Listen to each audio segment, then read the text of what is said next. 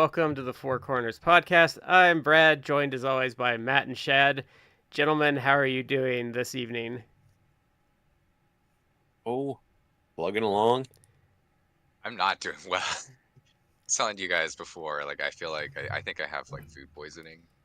I'm a little better than I was earlier.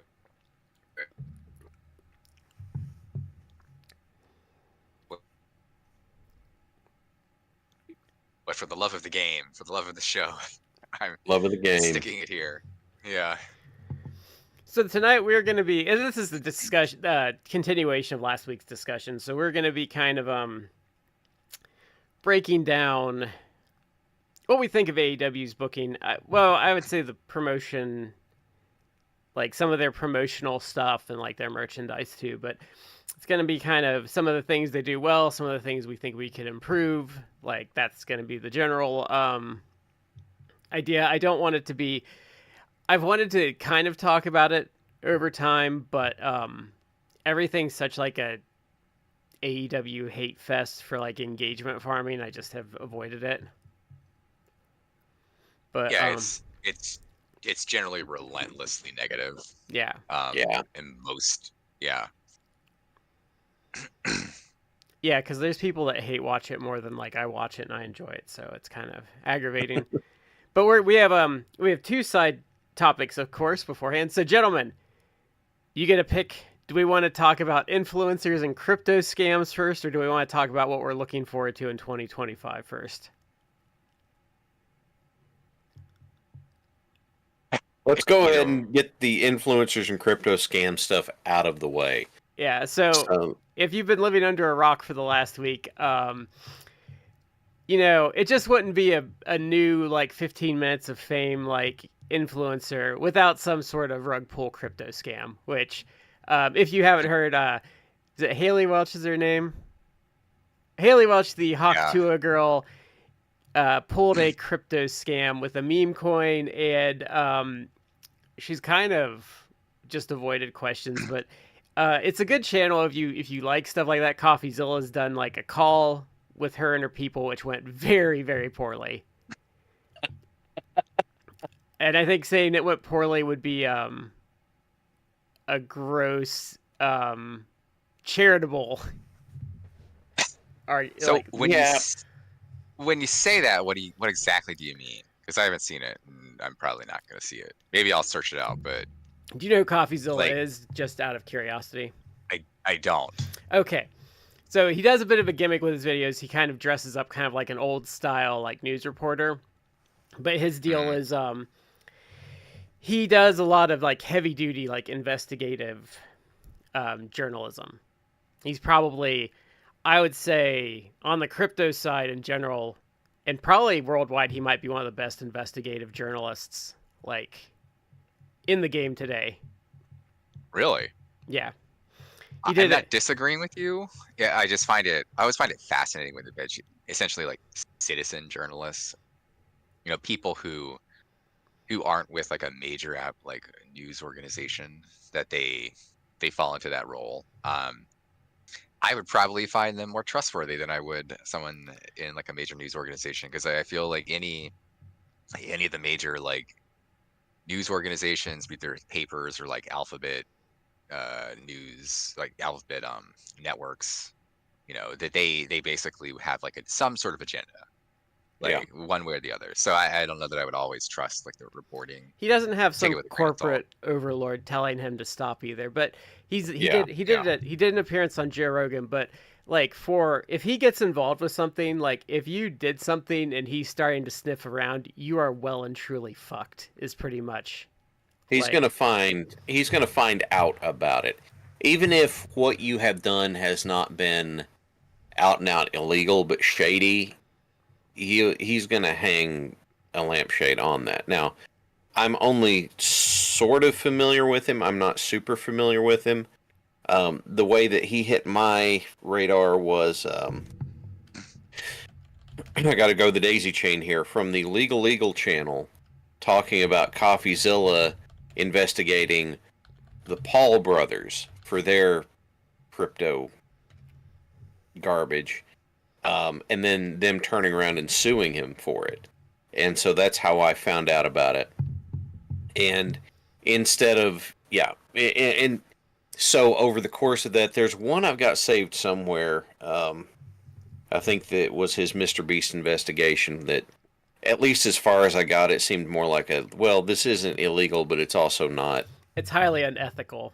It isn't cool, but as opposed to the Paul brothers who committed out and out fraud and admitted to it and then still haven't rectified it. What Mr. Beast is doing, and I know these are very technical terms, but what Mr. Beast he is doing is they're doing pump and dumps on stuff. And what Hawk is he doing it too? Yes. I thought he was just like a YouTuber who does like dumb stuff. It's like we put these guys in an abandoned department store. He was. And they survive the weekend. So let's just say not doing that. Let's just say the Chris Tyson allegations opened a can of worms that have not stopped, and his public image has taken like just an absolute baseball bat to the face the last 6 months. I barely know of him. I know of him because like I know he does these like really like what started me like who is this person is because people criticize and they're right.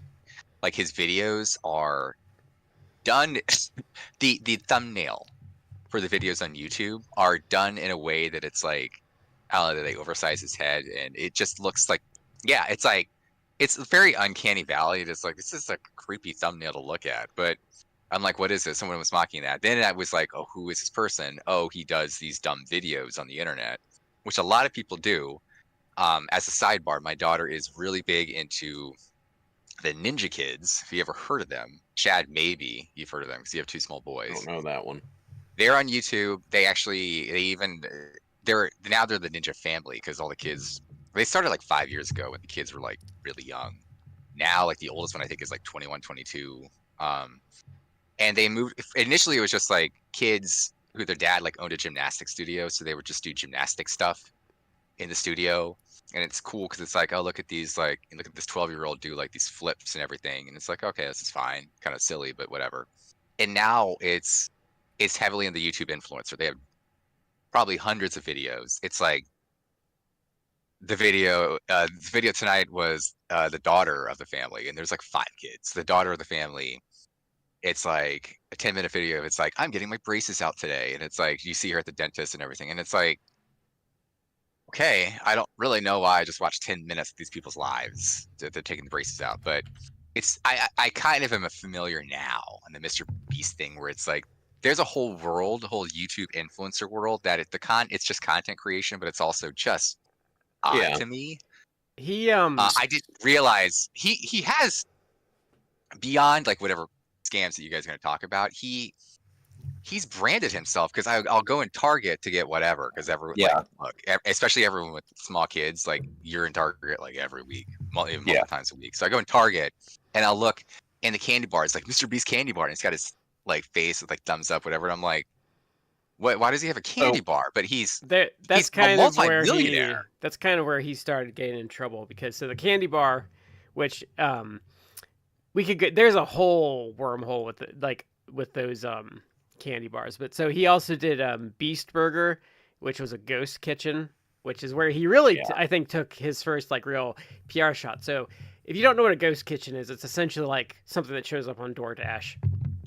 And a lot of times it can just be like, oh, your local Applebee's is running like Apple Burger or something like that. And it's just from them. But so it's a ghost kitchen, but he pretty much just lended his name and there was like literally no quality control because they would just put the name on whoever wanted it. So, people were getting like just absolutely, I mean, some people were getting like good food, like, cause there were some good kitchens, but a lot of people were just like posting all the bad experience they were having, like getting completely like raw burgers and stuff. And so that was bad QC on his.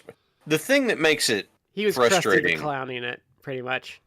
The thing that makes it frustrating about Beast is that he has done, from what I can tell, he has done a lot of big philanthropic things too.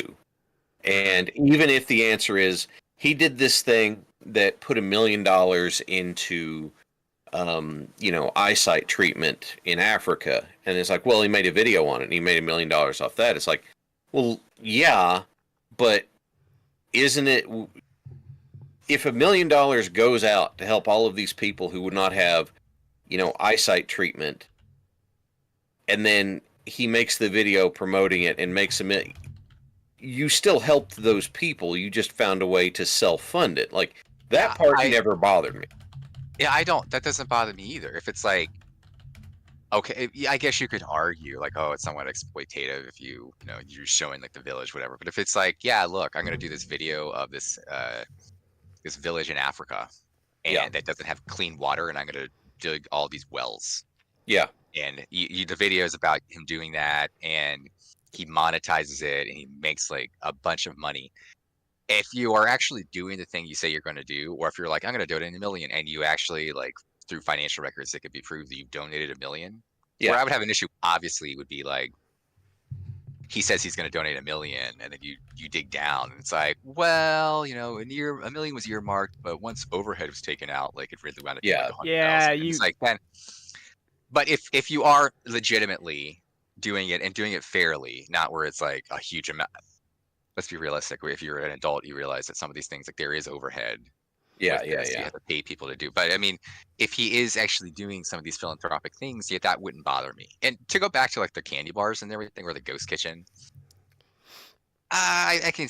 The ghost kitchen probably is more suspect, because it's like if you don't have quality control, or especially like food health quality control, you would hope that they would, wherever the restaurants or ghost kitchens are located. But candy bars, other things like that, it's like these people are not. The candy bars problem is the candy bars is kind of how they sold it. Yeah, because he was trying to sell it as healthier than like other candy bars, and then when people like broke down the ingredients, it's actually like worse ingredients wise than like a Hershey bar. You're making a claim about it, because if it's like you're just putting your name on a candy bar, you could argue you can. Where you would run afoul, I could see. Yes, if you're putting stuff in there or making specific, if you're like, buy this candy bar and you'll eat it and you'll lose weight, it's like, okay, that's problematic, because if people don't, you've made a claim, then that's really an issue. And like, but otherwise, I'd be like, it's a dumb internet celebrity putting his name on this. Like, who cares? But like, he would have been, and it's supposed like people have reviewed him, and they're supposedly not very good. But like, I think he would have been better off if those like charity ones you get at work like yearly that are pretty good. Yeah. Like if he had just like took those and sold those and not said anything. It's also like I won't bring her name up because I can't remember it, but that streamer that like was reselling cookies for like $30 for like 6 or something, or like there's just stuff like that. But it's a Girl Scouts model. Yeah. What's terrible about Girl Scout cookies is the fakes are better quality than the actual Girl Scout cookies now, because they are now. Yeah. Yeah, because the fakes are the old recipe that was actually good. Like the new Girl Scout cookies are crap. I didn't know that, but I'm glad you said that, because I have, not that I get them all that time, but my mother-in-law will occasionally send them, like maybe like around Girl Scout season, and I have noticed, I guess, in the course of like a decade, it's like these aren't hitting like they used to. Like they're okay. When they used to be like pretty tasty, like, but I guess that makes sense if they changed the recipe, maybe less sugar in them. I don't know, like. So whatever. The other thing, at least as far as Beast goes, is I call it the Gene Simmons syndrome, where you just slap your name on anybody who offers you an endorsement deal. It's like you're gonna get tied to a lot of garbage that way. I do appreciate Gene Simmons' audacity, because there was at one point, and I'm not even kidding, there was a kiss coffin at one point. Yeah. Oh, I saw the picture of the kiss coffin with Simmons standing next to it, but the caption is what made it. It says, "This is where my dignity's been since 1983." And I was like, that's spot on. The thing that bugs me is crypto it went through this big boom, but make all this money off of it, and then everybody kind of calmed down. It's like, oh, nobody cares. What was it, like 2 months where people were all about it, and Crypto Bros, and then you had It's a Sam pyramid. Bankman-Fried and It's a pyramid scheme, essentially, is what it is. what was the FTX Yeah. falling apart and people getting hoodwinked all over. It's funny. Someone in chat mentioned Gronkowski. That because I was watching footage from the Tom Brady roast, and Nikki Glazer said, Tom, how do you lose 30 million in crypto? Even Gronk like, me know that not real money. And I look at this whole crypto thing. I don't know why people keep falling into it. Because why do you? Well, so I want to say on the slapping your name on everything, there's one man who I've always respected, and I still respect him, but Bill Watterson not whoring Calvin and Hobbes out. Like, I thought you were going to say Calvin and Hobbes, yeah. Yeah. Like, that dude retired, like, what, 25 years ago? 30. And he's been, oh, wow. He's been, yeah. And it ended in, like, 95, I think. 95 or 97 is when it ended. Yeah. He let them put it on a postage stamp, and he's let them do, like, a couple other odds and ends with them for, like, tribute stuff. But people have talked about, like, he could have probably made, and he probably still could, he could make millions with one Hob plushie. Yeah. But he doesn't want to do that. Yeah. And that would be, but that would even be, like, you're not even, like, whoring yourself out, I'll have to put it. Like, if you just do, like, a Hobbs plushie, it would sell, like, tremendously. Yeah. And you don't have to think be about how much Mr. Calvin and Hobbes, like, bed sheets. Think about how much money he probably lost out on just from those unlicensed Calvin peeing on, like, various brands of things. Yeah. I respect the guy having the principles to say, hell no, I'm not doing that. I mean, more power to you.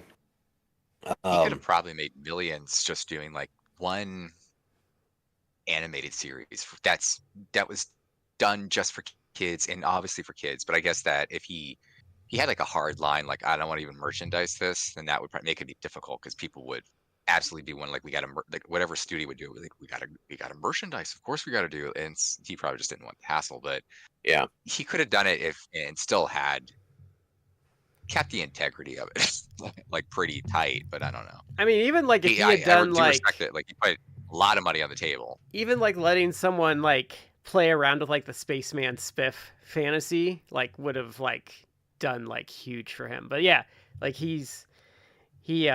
like I said, one Hobbs plushie, he could have made, like, so much money. Or a Funko Pop, like, just licensing it for that. Like, he's, like I said, he did let them do a postage stamp about 15 years ago, and they've shown up on a couple other, like, special things, but not, like, a heavily merchandise thing, like more of a tribute thing. Yeah. But so essentially what they did is it's the essential crypto rug pull where a bunch of people invest in, and then the people essentially just, like, sell it all out from under them, and it loses all of its value instantaneously. So I think why people fall for it a lot, and with the NFTs, is I think a vast majority of crypto bros, like over 50%, and maybe up to 3/4 of them, are gambling addicts, and this is how they're gambling. I think that's fair. You're probably right. I want to pick my words correctly here.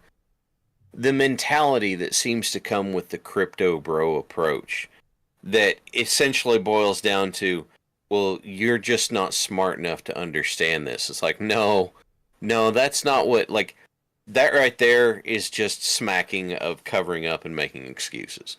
That does sound a lot like addiction behavior. And a lot of them are the same people that would have done, like, NFTs. No, was it Amway or Amtrak back in the day? Amway, like the people that have done, like, Amway and were super into that, or the big one when I was in college. You probably knew someone that did this, like the legal representation one. Like Legal Shield, or it was the same concept as, like, you it's the same concept as all those. I don't remember what it's called, but like you would sell people like it was like you paid for it, and then if something were to come up, you had already had this prepaid like legal thing. So it wasn't really a retainer. It's kind of it was kind of like a gift certificate for like legal representation, I think. Okay, all right. So here's the amusing. There are a few companies that are out there right now that will market to concealed carry holders that are pay a monthly subscription, and then you'll get legal representation from us if you need something that's firearm related, legal representation. But then there are some of them, they're like, unless it gets too expensive, then we're out. And it's like, isn't that the point? I feel bad because if I go to the range, then I see the same dude sitting there all the time, just desperately hoping people will talk to him so he can try and sign him up. That's the one you just like sidestep. I do not make eye contact. It's like they make eye contact just like I'm carrying a gun. Like this guy is the second most bland human being I've ever met in my life, and the first most bland human being I've ever met in my life I did taxes for. So it's just almost devoid of personality. The only thing that I can say about crypto, is that it is less dumb than NFTs.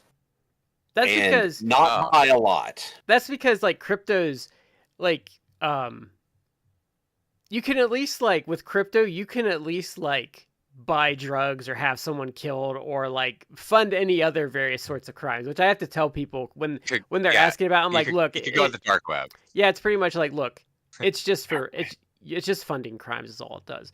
But at least crypto can like serve a purpose. NFTs are just dumb. Look, I believe in crypto as much as I believe in Bigfoot. So the answer is not at all. Like if as the resident Bigfoot fan here, I take issue with that. Like Bigfoot has a better chance of being a real thing than NFTs. He is less of a joke than NFTs. It's like, well, you got a picture. It's like, okay, well, like the Mona Lisa, like a painting. It's like, no, it's all digital. Like you own the digital footprint. I'm like, I don't know. I've lost a lot of respect for Bigfoot. Does he realize how much money he's leaving on the table by not doing a crypto scam? Okay, Brad, I know you're making a joke, but that particular phrase, "how much money you're leaving on the table," just makes me want to kick someone right in the testicles whenever, because it's always a guy saying it. He could do the whole. I said it earlier. Like they could do it could be SAS coin, and it could just be the image could just be him like looking over his shoulder. Except it's blurry. Well, I don't know. I don't know if you guys have them in your area. They're probably like Matt probably lives in too hoity-toity an area, but if you go out in the country here, a lot of people have those like life-size like yard stand-ups of Bigfoot doing the pose. Like you see that in the country a lot, and they don't have that in yards here because it's too suburban. But I have gone to like during like pumpkin festival season, there's a couple farms in like Maryland that you could do like a hay ride through like the woods, and they have those like set up. So I've seen those. It's like there's it's like Sasquatch. There's one house that like they seasonally like dress him up, so like he has a Christmas hat on right now, and then like for St. Patrick's Day they'll do all that stuff. There's my parents' house, they had a mock-up caution sign that said "Caution, Bigfoot Crossing." And they put it on the road that up the mountain to their house.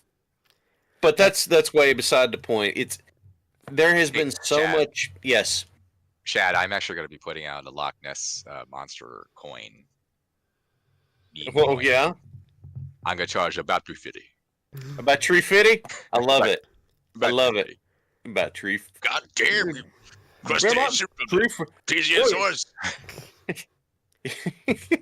I've decided to start my here. We'll announce it here. I'm gonna start my own crypto coin. I'm gonna base it off of Yep, two breeds of dog, a Shih Tzu and a Bulldog. So it'll be the bullshit. And yeah, You're gonna I have know to it's a compete Dumb and with. Dumber You're joke. gonna have to compete with Doge, though. I'm just gonna tell everybody what it is from the front. This is the bullshit. Are you gonna invest in bullshit? No. At Good least, for like, you. I'll say as dumb as crypto is. At least Doge is like honest about what it is. Like, you're just in it for like a laugh, Yeah. and it doesn't cost much. See, the thing, the people that I point to as being the worst about this are going to be the Paul brothers, 100%, 365, because not only, like, they're the ones that got Beast into doing this. They had, oh my God, I can't remember all the details, but they're like, we're releasing a game where you can you get crypto for the stuff you've done and an NFT tied to it. Those and are you a buy all big, this and those are a big then thing right now because I hate them because again, you have crypto bros coming that aren't gamers that get like super into it, and then like gamers like this looks stupid, and then they're like, no, yeah. blah blah, and it's like, it's not functional, and people that put money into it never got what they were supposed to get, and all that sort of, just screw crypto. Just no. As soon as anybody starts hawking crypto, then I'm immediately tuning them out.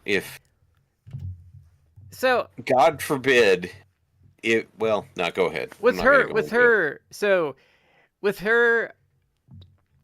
I think so. I don't know how involved she was, but I think she's getting a big pass from a lot of people that are saying like she didn't know because she speaks with a southern accent. I think she's getting away with a little bit of it, but so pretty much it was a rug pull. I don't know how much she knew, but I will say it doesn't matter because she should have done her due diligence. So I don't care. Being dumb is not a legal defense. But like I was thinking back, like, are you talking like are you looking at this with like the cynicism of age? And I'm like, no. Even as like a teenager, I would have been more dubious of lending my name to things. Is kind of it goes back to the main character from the Crucible. At the very end of it, he won't sign the confession because he's like, it's my name, it's all I have. Your name has as much value as you attribute to it. And I mean, it could be that she was just like, oh yeah, that sounds good. Or it could also be, this wave is about over. I'm about done. Because she did not, as I remember,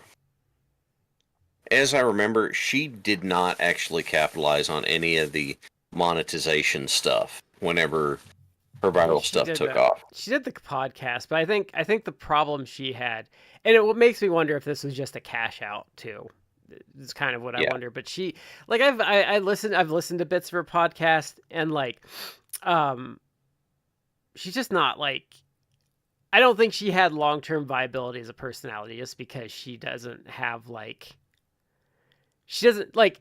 I think what people fail to realize a lot, and you see like YouTubers that start grasping at like those last vestiges of their 15 minutes and why it's called 15 minutes is like it's really easy to do what she did and like have that moment where you get super popular, but like there is it's really hard to hang on to that. That's where like people, I know they're scumbags, but like the Paul brothers are really good at staying relevant. Like there's a skill to like keeping it going, and a lot of people don't have that. And well, whenever you don't have any ethics or morals, that makes it a lot easier. Well, I think they're immoral, but they are entertainers. Like they understand like parts of it. Like even like AVGN until the last 5 years did a lot better job of like staying relevant.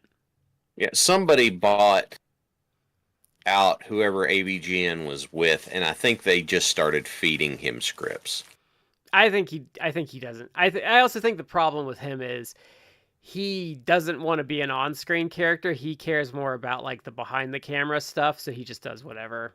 Yeah. That guy got married and has 2 kids, and I think he's kind of like he doesn't have like the time or energy to be like, let me write a script and everything for like more. Maybe if that was gonna be his full-time job, but he has a full-time job. Like I think he's an you're right. Like, editor, he's more yeah. content on he's more content on actually doing that than being an on-screen character, and I think that's fine. And he actually has a large body of work, even if it's just like the AVGN stuff. I mean, how many episodes of that did he did? It's in the 200. It's in the 200s, I think. Yeah. Look, most people been terrible never for reach. like 6 years. Oh, but I mean, most people don't reach like that level of like success or notoriety, even in a small microcosm. So yeah, like if I was him, maybe I'd be fine too. It's like, yeah, like I made my imprint on pop culture for a bit, even a small corner of it, and I'm good. Like you can make money off it. Go. I think with him too, it's like, go raise like his family. Like I think that's fine. I think he but does. I appreciate like, yeah. I think I understand. Like a lot of people are really hard on him, but I get it. It's like if I like, cause I'm about his age. I think I'm a little younger, but it's like at my age, like I wouldn't want to be the AVGN anymore. Like that's like, cause you're just kind of like moved on past that in your life, but it pays the bills. It provides steady income. It's got long-term brand recognition. The biggest thing that's been the problem for AVGN is whoever bought out his stuff. When the slobs came in. Yeah, well, whoever bought his stuff out and started feeding him scripts is they just started. There's a couple of cases where they just straight up plagiarized stuff. Yeah, well, and they did a podcast with him too. Like they wanted him to do a podcast, and like the problem he has when they did the podcast is like he's just not like he's not a great off the cuff person. Right. And not everybody needs to be. No, like that's what because like I get really upset, especially when people go after like Meltzer or someone because they made a bit of a faux pas like on like a live stream or like on their radio show, and those people have like never done a podcast or like a live stream or something. It's like, and they don't understand because like you need to literally do that with people watching you and feel the pressure of oh my God, there's nothing, like there's silence. Like you can't have silence on like a live program. Like until you like understand that pressure or like being on the spot or even like, going back and listening to episodes and like totally like realizing you missed like an obvious joke or like a path of conversation and getting pissed off or being relieved that you made the joke you should have made or taking it where you should have. It's an old episode and somebody says something and I make a joke and then I made the exact joke right after I said it sitting in my car. Yeah. There is a certain amount of skill that goes into being able to have a consistent running conversation, and not everybody does that, and it's fine. There's nothing wrong with that. Everybody does not need a damn podcast. Yeah, and it's a talent you can build though. Like go listen to like episode 15, and you can see where we've built. Actually, don't. Please don't. But like you get no. But like I gotta listen to all of them. Sequential order.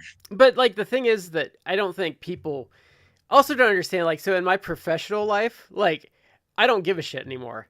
Like you can put me in front of anyone, I'll talk to them or I'll do a meeting, and people are like, why are you so cool about it? Like because I do a podcast. Like you don't care anymore because you do it all the time. I mean, before I did this, obviously we talked about it. I did wrestling. I did speech team in high school.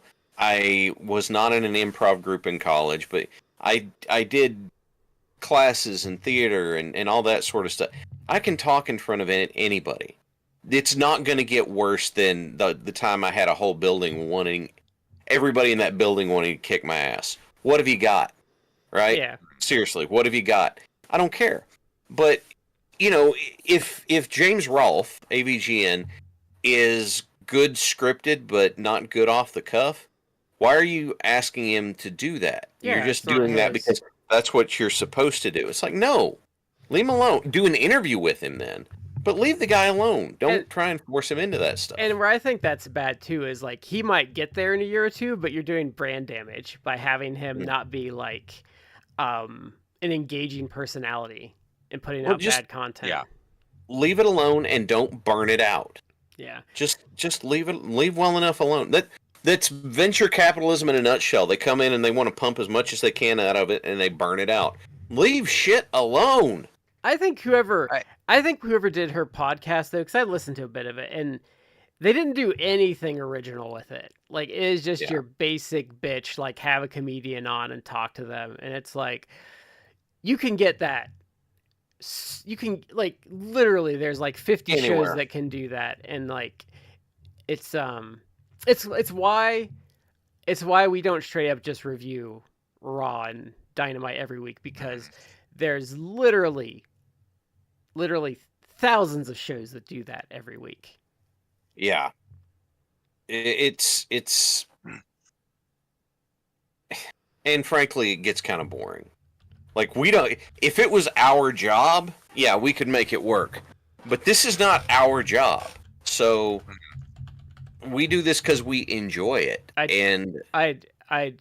end myself if I had to watch Raw every week and like take notes and review it. Honestly, well, if I had to, I wouldn't even want to do it with Dynamite. Like, I don't want to have to sit there. Like, I'll do it for the show. Like, we do maybe like 2 or 3 shows a month, and I enjoy it in that capacity, like sitting there with USWA and taking notes. But I don't want to sit there every week with Dynamite and like have to take like 5 pages of notes so that I can, because also we review differently too, where we don't review the in-ring stuff, because I think our general philosophy with that is always like, well, no, watch the show if you want to see what happened. We're talking about if it's good or bad, or like recapping kind of like the gist of things. But like, I don't want to sit here and be like, well, he did a vertical suplex and then he did a leg drop. Yeah, I don't want to do after the fact play by play. That's boring and unfun.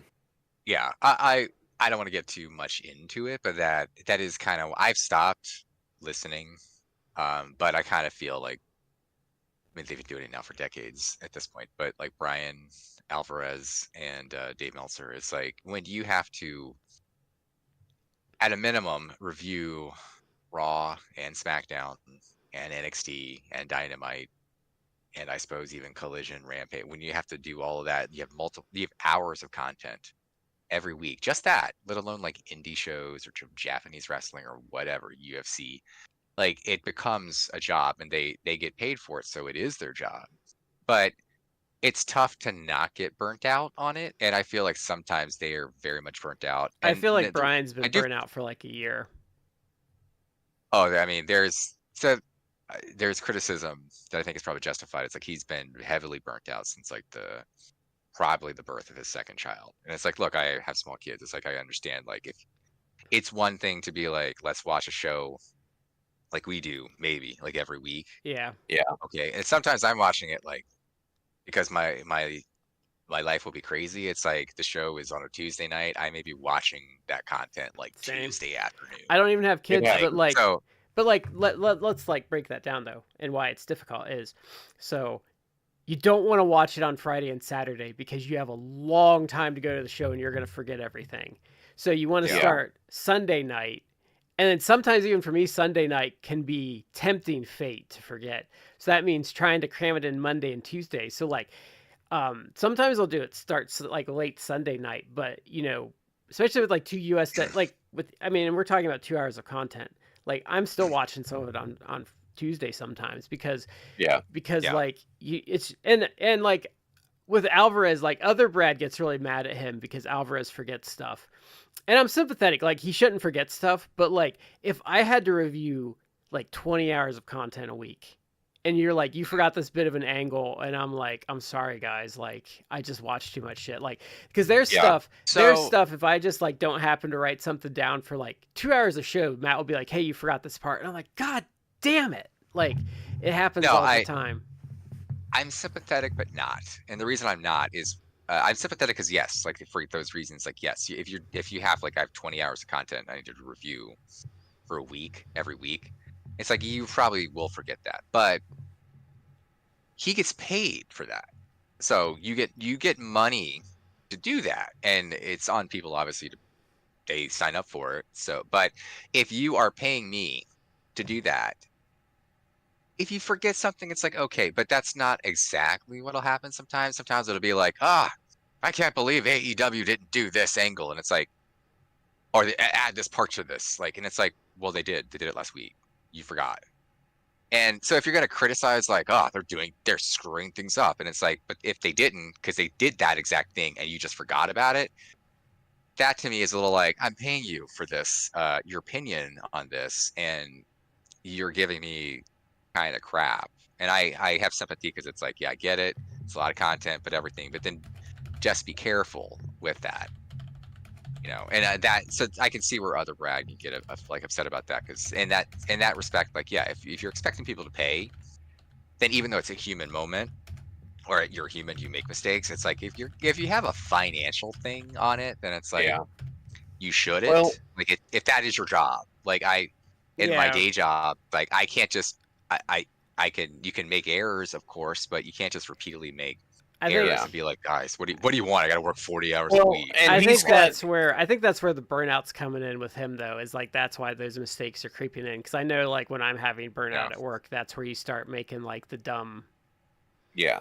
The basic mistakes. Yeah. I think the other thing that happens is that he is under such, at least Alvarez is under such a crunch to watch everything live, that it's just like you don't have an opportunity to flex anything around depending on what's going on.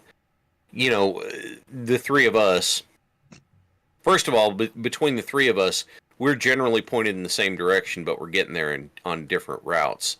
But then, it's like, well, don't want to. But he's having to watch whatever it is that night, and then the next morning get up and do the show, and it's on top of whatever. Because I don't know what all his job is. It's like, yeah, there's gonna be some mistakes in that. There just is. And I think though, I mean, I guess he could do that too, especially when he's on with Vinny. But sometimes, I mean, to pull the curtain back, there's been some times with angles or stuff where we've had to like hash things out off air to figure something out, or we've had disagreements, or one of us is like missing the point and the other two are kind of like, no, it's this, and then they're like, one of us finally like the one that's not games finally like, oh, okay, I get it.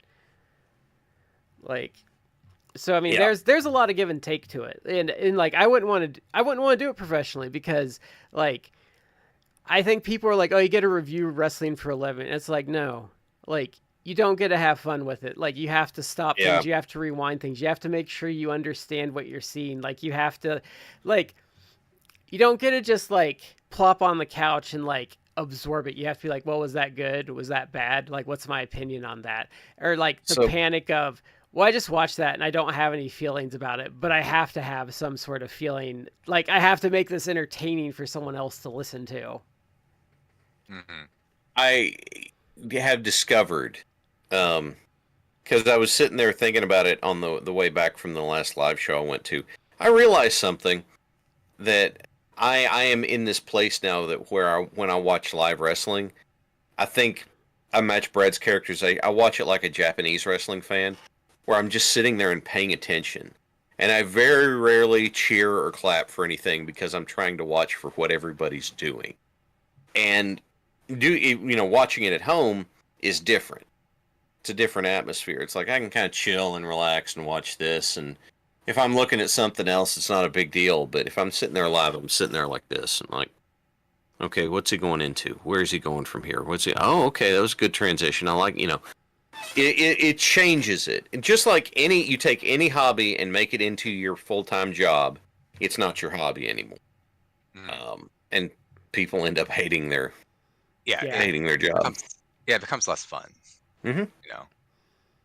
And I think, I mean, he's probably just looking at that like SmackDown and Raw being like 3 hours next year. And he's just like, oh my God, like, could you imagine like just, and it wouldn't be any easier with AEW, but like having to do WWE week to week, doing everything. You're talking about, if there's a PLE, you're talking about what, like 12, 13 hours of content. And like with AEW, if there's a pay-per-view, you're talking about what, like 9 Well, hours? 9 to 10 hours for AEW if they have a pay-per-view that week. yeah, Like that is a lot of stuff to have to digest and like yeah. and I mean, Rampage is ending in like the next couple of weeks. Like it's gonna be canceled. yeah. They may be getting like another show. It seems like that's Shockwave. Yeah, being negotiated, so that's possible. But even to get rid of Rampage, it's like 4 hours. I told you before, like I'm chronically like 6 weeks behind on AEW stuff. I will look on social media to see kind of what's happening. So something that happened on like Dynamite or Collision this week, I will generally be aware of it. But actually watching it, like, ask me like 6 weeks from now, because I struggle to watch more than like a week's worth of AEW in a week. Yeah. So then it's like if I'm behind, then it's like, okay, well then I'm gonna watch the week's worth of AEW like 6 weeks later.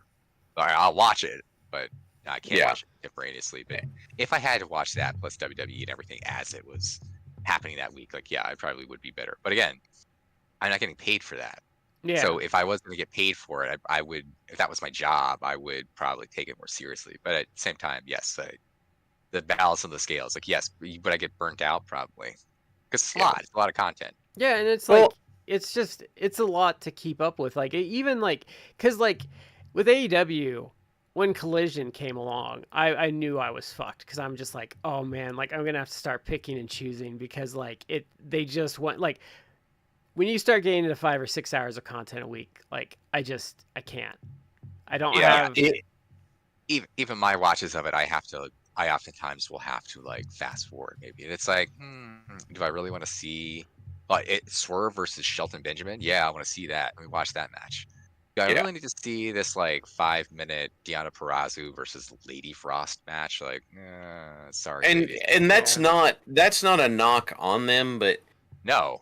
The very first AEW show I went to, I remember looking at the card and thinking to myself, oh God, I don't have any idea when I'm going to go to the bathroom. And I ended up just having to, just at one point, just being like, I know this isn't ideal, but it was during the Tony Storm segment. And I'm like, this is the one that tonight I'm going to miss the least. So it is difficult, and there are some weeks, for the last couple of months, I have just been, absolutely dragging and worn out and burned out. And I just haven't kept up with the weekly stuff as much as I would like to. But if it's your heckin' job and you're supposed to do the Dynamite recap every Thursday, then that means that you've got, to be honest, a hell of a deadline every week. And that's just one show instead of 1, 2, 4, maybe 5 plus pay-per-view, PLE events.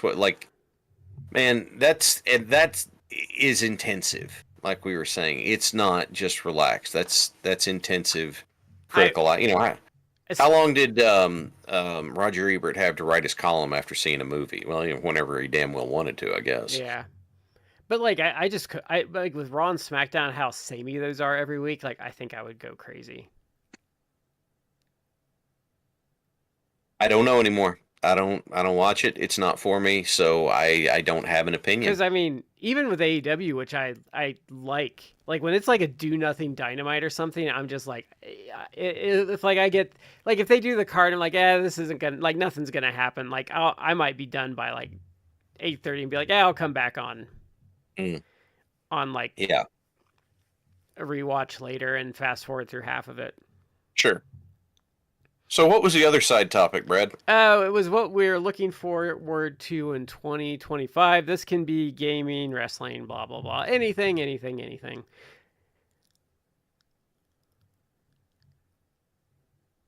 So one of the things I am looking forward to is, I'll call my shot now. I believe that we will see World Heavyweight Champion Darby Allin in 2025. And I think that's going to be really awesome. Because Darby has been simmering right there.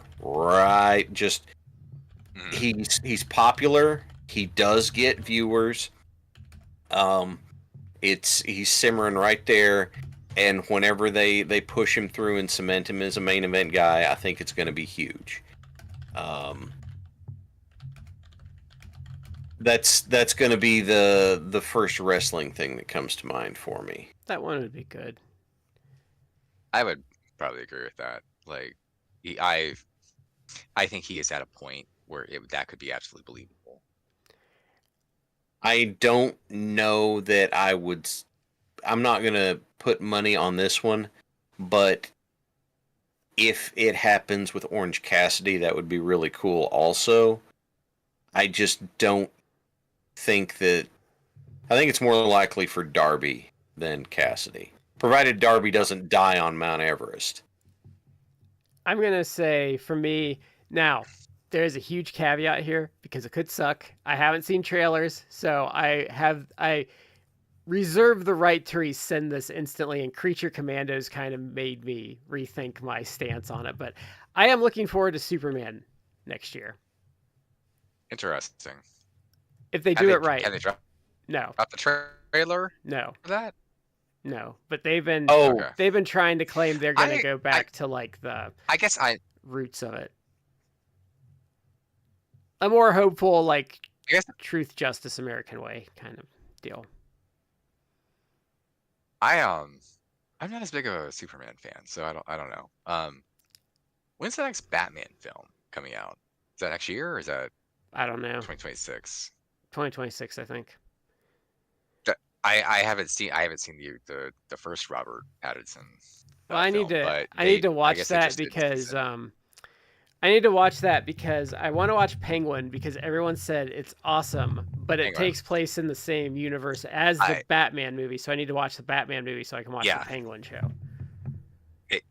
And Colin Farrell I think got nominated for like a Emmy maybe or Golden Globe something. He's got nominated for an award for that. And he apparently it's a great show. Like it legitimately take the superhero aspect out of it. It's allegedly it's like just a great crime show. Well, I don't think Batman's really in it, and I don't even think you need to watch the movie. I just have my completionist vibe. Now, I will say with Superman, Superman is a character I've appreciated the more I've grown up. And like I think he's legitimately a great character that gets misunderstood by a lot of people that don't like understand like the tics and like the kind of the depths of his personality. And now granted the comics didn't really capture a lot of that for a long time, but it's true. He's more interesting than he gets credit for. I like Superman. I can't remember where I heard it, but they summed it up well, is the fact that Superman is a story about a good-hearted, nice guy, Kansas farm boy, who does not want to push to his limits because he's afraid of what he will do. So it's World of Cardboard, but it's also that he was raised and has such a strong sense, such a strong moral code that he does not want to. There are things that, well, why doesn't Superman do this? Because that's not what Clark Kent does. Clark Kent doesn't do those things. Like, I like Henry Cavill, but I'm immediately turned off with what happened with Zod in that movie. It's like, no, that's not Superman. I don't care how you set it up. That's not Superman. That's why I wanted Cavill to get like a second chance at like a non-idiot doing the movie. Yeah. Because Zack Snyder is a buffoon. They had to make it a little grimdark. Yeah. Why? Because Zack Snyder. Why do you take a Superman movie where this is a guy who wears bright colors, it's supposed to be bright and hopeful, and I don't have a comic in hand I can reach for it, who's this bright, hopeful paragon, and then you make the whole movie look like someone spilled coffee all over the entire reel. Zack Snyder thinks being an edgelord like makes him deep. And everything he does sucks. I will say, Shad, I understand your criticisms. I do think that that scene where Superman fights Zod and ultimately has to kill him. Like, I think Michael Shannon acts the hell out of that, where he basically says as Zod, it's like my duty has always been to the people of Krypton, and every action I've taken, no matter how cruel, has been for them, and you have like ruined that. Like you've taken that away. You doomed our people, and he just becomes like a suicidal. Like he will destroy Earth or Superman unless he's stopped, and he does essentially like suicide by cop or suicide by Kryptonian Superman. But Yeah. Michael Shannon, in fairness, like you can say like this is dumb to have a grim dark. Michael Shannon does act the hell out of that, so I did appreciate that scene. I mean, I can look at a scene and say everybody in the scene did a great job, but the scene is still intensely stupid because it misses the point. Yeah,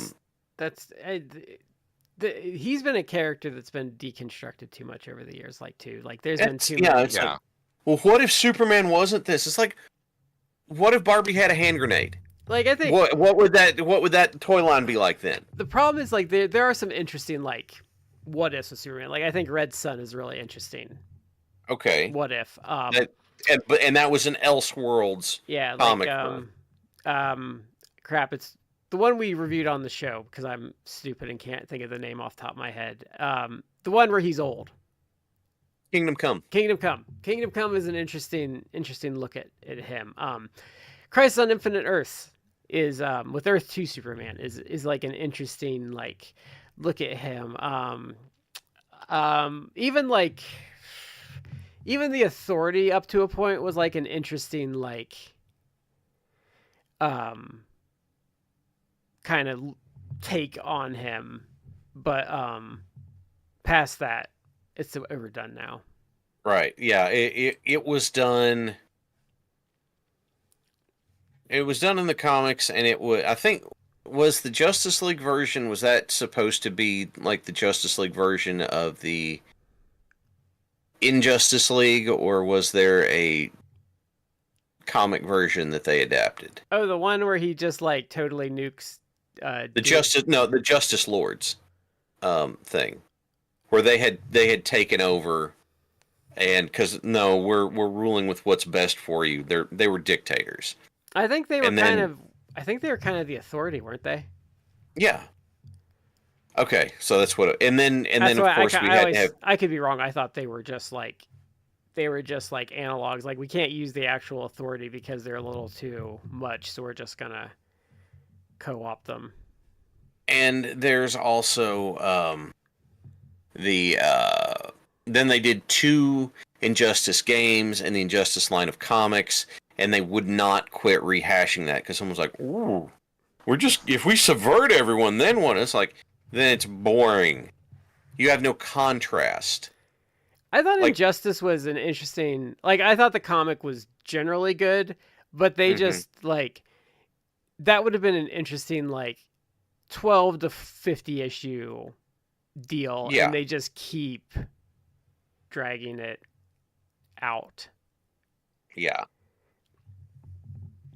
Also, if you want a good take on Superman, Matt, I think the John Byrne run is really good for like giving him like a personality. What is? The John Byrne 80s run, like when the 80s, yeah, because he like in that like Clark is a much more of an accomplished like writer. He played football and just kind of kept it, just kind of kept his powers in check. Like he's a much more accomplished character. So it's the thing that upsets me, I think the most is that aside from completely missing the point, is that I have completely lost what I was going to say. I had what I thought was going to be a great... Oh, okay, I got it. The thing that bugs me is we keep having good fitting actors playing live action Superman, and then it's not handled well. Like my favorite Superman since Christopher Reeve was actually Brandon Routh, but God, that movie sucks. So I think, yeah, he's never really had like a bad actor. Because even like the TV ones, like Dean Cain was a good yeah, Superman. The guy that did like the '50s like black and white show was pretty good. George Reeves. George Reeves, yeah. Yeah. Christopher Reeves obviously like the iconic version of And him. I like Henry Cavill. I mean, the fact that Henry Cavill he sits down to do an interview and starts talking about the same nerd stuff that I enjoy. I'm like, I like Henry, and he's a likable guy. He doesn't seem to come off as a jerk, and nobody seems to be able to come up with like a bad thing to say about him. Like that's great. I enjoy all that. He had a great cameo in Deadpool and Wolverine. He did. To say, like I think it's even out on like on demand now, so we can say it. Like, I haven't seen the film, but have you guys seen the cameo? Yeah. The cameo is on like in Deadpool Wolverine. Yeah. The Calverine. Ryan Reynolds makes it. Oh, holy fuck! The Calverine. They even make a joke about how DC like did him wrong. Yeah.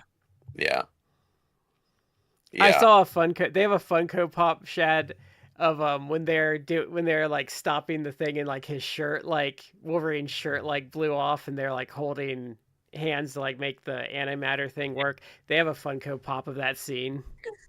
It's hilarious. Yeah, so I would say if that's going to be good, Creature Commandos I did not care for, so I'm a little. I'm a little. Is it out?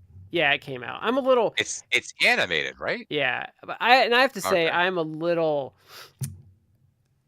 People get real upset when I say this, but James Gunn is overrated too. I think so. I do have some skepticism about if it's going to be good or not. And with James Gunn writing it, I do have skepticisms that he is capable of doing a good Superman movie.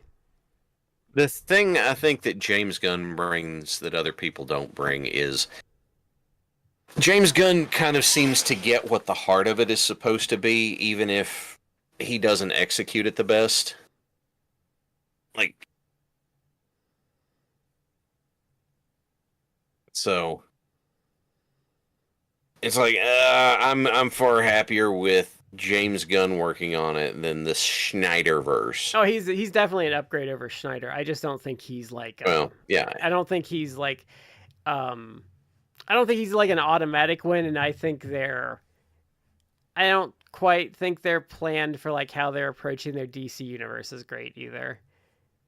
Well, yeah, I don't. Yeah, I think they should have waited longer because I think the problem they're going to run into is I think that DC logo on a live action movie right now is just like this is going to be a piece of crap to the like movie going audience. I think they have a chance with Superman. I think they. Yeah. I think if they needed to wait longer. I think the problem they've run into is like if you see DC on it, like the average moviegoer is like, oh, those are crap movies because most of them suck. And I think they needed like to get the stink off. Somehow.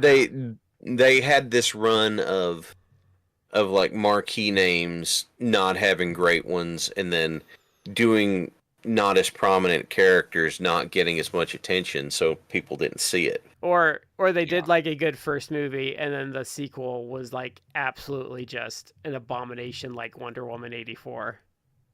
See, and we're recording this is being broadcast around Christmas time if you're listening in the far off future. So I maintain that one of my favorite Christmas movies is Shazam. And I liked the sequel, but it's not as good. It's nowhere near as good, unfortunately. So it kind of falls into that in between of what you were saying. Matt, do you have anything you're looking forward to for 2025? On a personal level, I guess my wife and I are going to try to re-renovate our house a little because we don't have space for. We don't have space for our youngest daughter, so we're building basically like another room. Yeah, I had a neighbor just added a room over their garage. Yeah, I guess I'm excited for that, but it's also going to be like a huge hassle because it's like we're gonna have to move out for some period of time.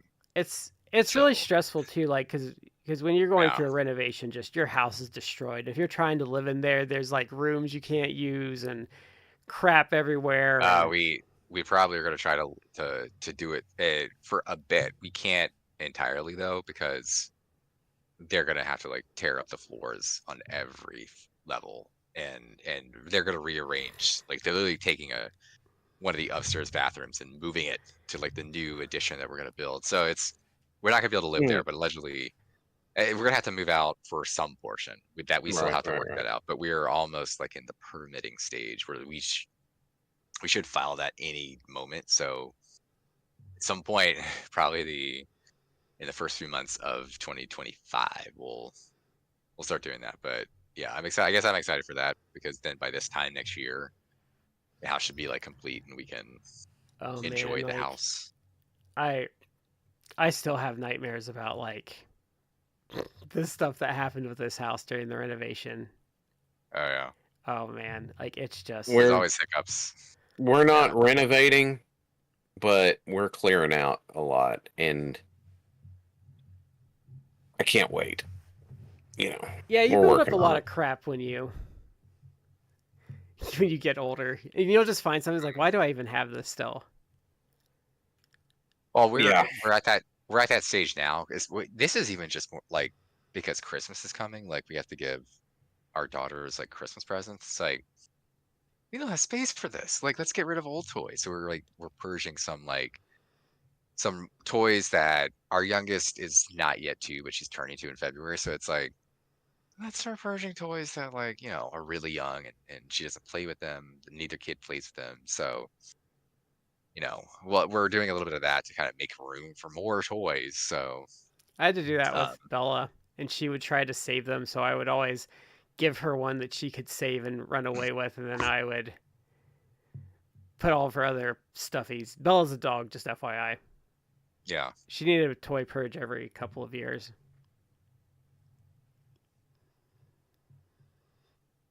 So, the main event of the night is the Dissecting AEW booking, which the episode's named after. We kind of talked about this last week. So this is kind of like what they do well, I think, what they could improve on, and just some other like I guess commentaries on the company. This is not like this is just gonna be kind of I would say is it's gonna be biased obviously because we're humans, but like this is gonna just be like what our thoughts are. It's not meant to hate on it, and it's mm, mostly coming out of a place of like constructive stuff. Because I'll talk yeah. about an issue I think they do have though is their promoting stuff because they didn't run Collision was just here last week and they did not start running commercials on it until like promoting it until a week out. So I did not get to go because I just happened did they didn't announce it till later. I didn't happen to check their site within like the 2 month period that it would have been announced. So Yeah, they lost out on a ticket sale because they just did not like get the word out for me to know to go. I'll but agree that they don't get stuff out far enough ahead of time. yeah, Sometimes they Um, do. Sometimes they do, but not that's I often. true. mean, perhaps in some of like the bigger markets, the bigger shows, but they should be doing stuff like week to week, and But I mean, the thing it, is though, if you're coming to Columbus, Ohio, it is I think the 14th largest city in the United States of America. Like you need to do a good job because it is like I know like the media thinks we ride a bunch of like cows and stuff here and it's flyover country, but Columbus is a major city. Like it's you're not going to like Dayton, you're not going to like Youngstown, Ohio. Like you're in like one of the big 3 cities in the state and Columbus is bigger than Cleveland and Cincinnati now. Like you need to like bring your A game because you're coming to a big city. Same with like when they Yeah, go to Lexington. Lexington's not a small town either. Like it's not as big as Columbus. It's not like it's in that second tier of big city. yeah. It's not as big as Louisville is, but in either event, if it's going to be in Kentucky, you find out a month or so ahead of time. I know there has to be a logistical reason why there is why they don't have announcements further ahead of time. But I'm real curious what it is. Like why are why do we find out where the next round of live shows is going to be 2 months before they're there? Except for like All In. Like the big shows, they do a pretty good job promoting those. Like they just came off of a blitz this week of All In stuff. Texas. Yeah, in Texas. And what they've already eclipsed more than $1 million worth of third biggest show sales ever, I think. Yeah. Yeah. If you discount both London shows, then this is like their biggest ever, really. Their biggest United States show at the very least. Certainly. I think it's their third largest show ever, attendance wise. Yeah. And that's just like the pre-sale. And that's probably just like the maybe ringside VIP stuff. It's not even like, most of the upper decks and stuff like that, which they were smart in that they apparently I didn't look to see, because I think it's like in Dallas. Yeah. I would love to go, but because I have family obviously in San Antonio, but Dallas and San Antonio are not. Like we'd have to stay in San Antonio, and then like maybe if we took time off work, like my wife and I would have to fly Dallas. I hate their airport. Like, watch the show. Dallas? The Dallas-Fort Worth airport is terrible. And it's not all their fault, but anytime I have to go through there, I get stuck because some storm comes like crawling through there and like delays everything. And then you're sitting in a plane in Texas heat. Yeah, it's one of those airports that anytime you have to basically like take a shuttle around the airport, it's like it's big. Because like, I don't care. Some airports. I don't care like about Charlotte, the size because like Atlanta's huge. But if you're going through Atlanta, they're gonna have you out exactly when you're supposed to go out. Like you do not get delayed in Atlanta. Like, but if you go through like Chicago or Dallas Fort Worth, you always get delayed. Yeah. In any event, promotion stuff they could use. Here, I'm going to give. Here, I'm going to hit AEW with something I think they do well. I think that AEW is, when it comes to the big promotions we've had in America, I think AEW has done the best job building new people. Because they'll have them on TV for a while doing stuff so you get used to them. And then they'll start, you see them on there, they're doing stuff, you're getting familiar with them, and then when they start pushing them, you're like, you know what, yeah, they've been out there for a while, let's see this go. And they've done it with, they did it with Swerve, they did it with Garcia, they did it with, frankly, they did it with Kingston, and they've had more than that. Those are just three off the top of my head where they have it has not been like strap a rocket to him, but consistently and steadily built them up to a prominent point. And I got to give them a lot of credit for that, because there's been a lot of places that have not done that well. I think that's they're very doing true. It right.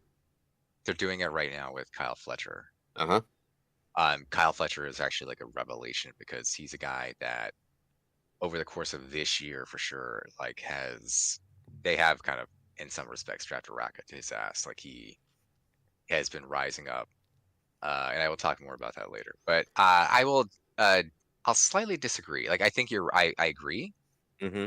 But one criticism that is levied at AEW, and I think you're right about certain guys like Swerve, obviously. Right now, like I said, Fletcher. There are some other guys that are featured consistently since day one, obviously like Orange Cassidy, Darby Allin, people like that. But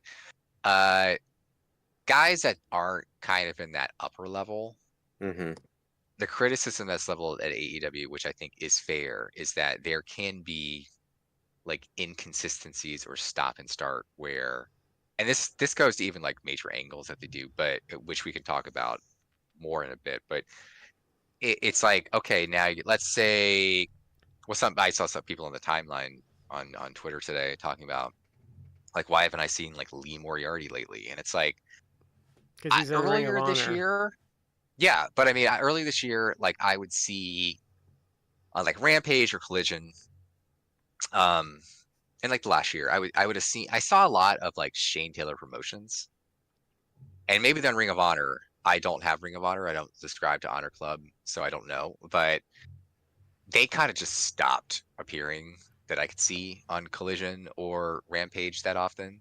And it's Yeah. like, look, I fully appreciate you only have so much time. Like even with the 3 shows, they're going to drop Rampage. But even assuming you add Shockwave, it's still amount. It's like 5 hours of content. Like you can't fit everyone. Yeah. But these were guys. It's like I went from not because I haven't really watched Ring of Honor in the last few years before Tony Khan bought it. I haven't really watched it, so I didn't really appreciate like Shane Taylor Promotions when he was in Ring of Honor before it got bought. So Yeah. now he's obviously with Ring of Honor or slash AEW. I could see more of him. I could see him in matches where it's like now it's Shane Taylor against like Bryan Danielson or John Moxley. And it's like, well, yeah, you're going against like world class guys, but it's like he held his own. It's like, wow, like Shane Taylor was good. And then some of the guys who were part of Shane Taylor Promotions, it's like, oh, okay, yeah, like I'm feeling this, like I'm enjoying it. And then like they kind of stopped. So there is some criticism that I think is valid that outside of people that it's like you're obviously doing something with, they're guys that you could be building up as stars, but it's like Tony Khan or whomever's booking, which I think it's Tony Khan. I don't think there's discussions as to other people are helping out or adding thoughts or writing some stuff.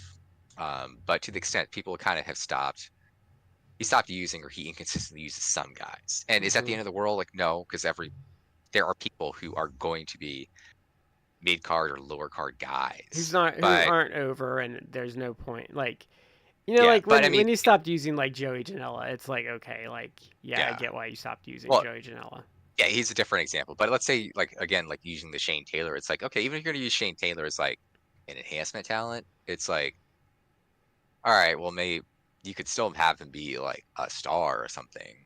And some guys they still do. I mean, he's like someone like the Butcher, who I like. He is like a glorified jobber because he always loses match. But you probably will see the Butcher in like a quick like Rampage match or Collision match every month,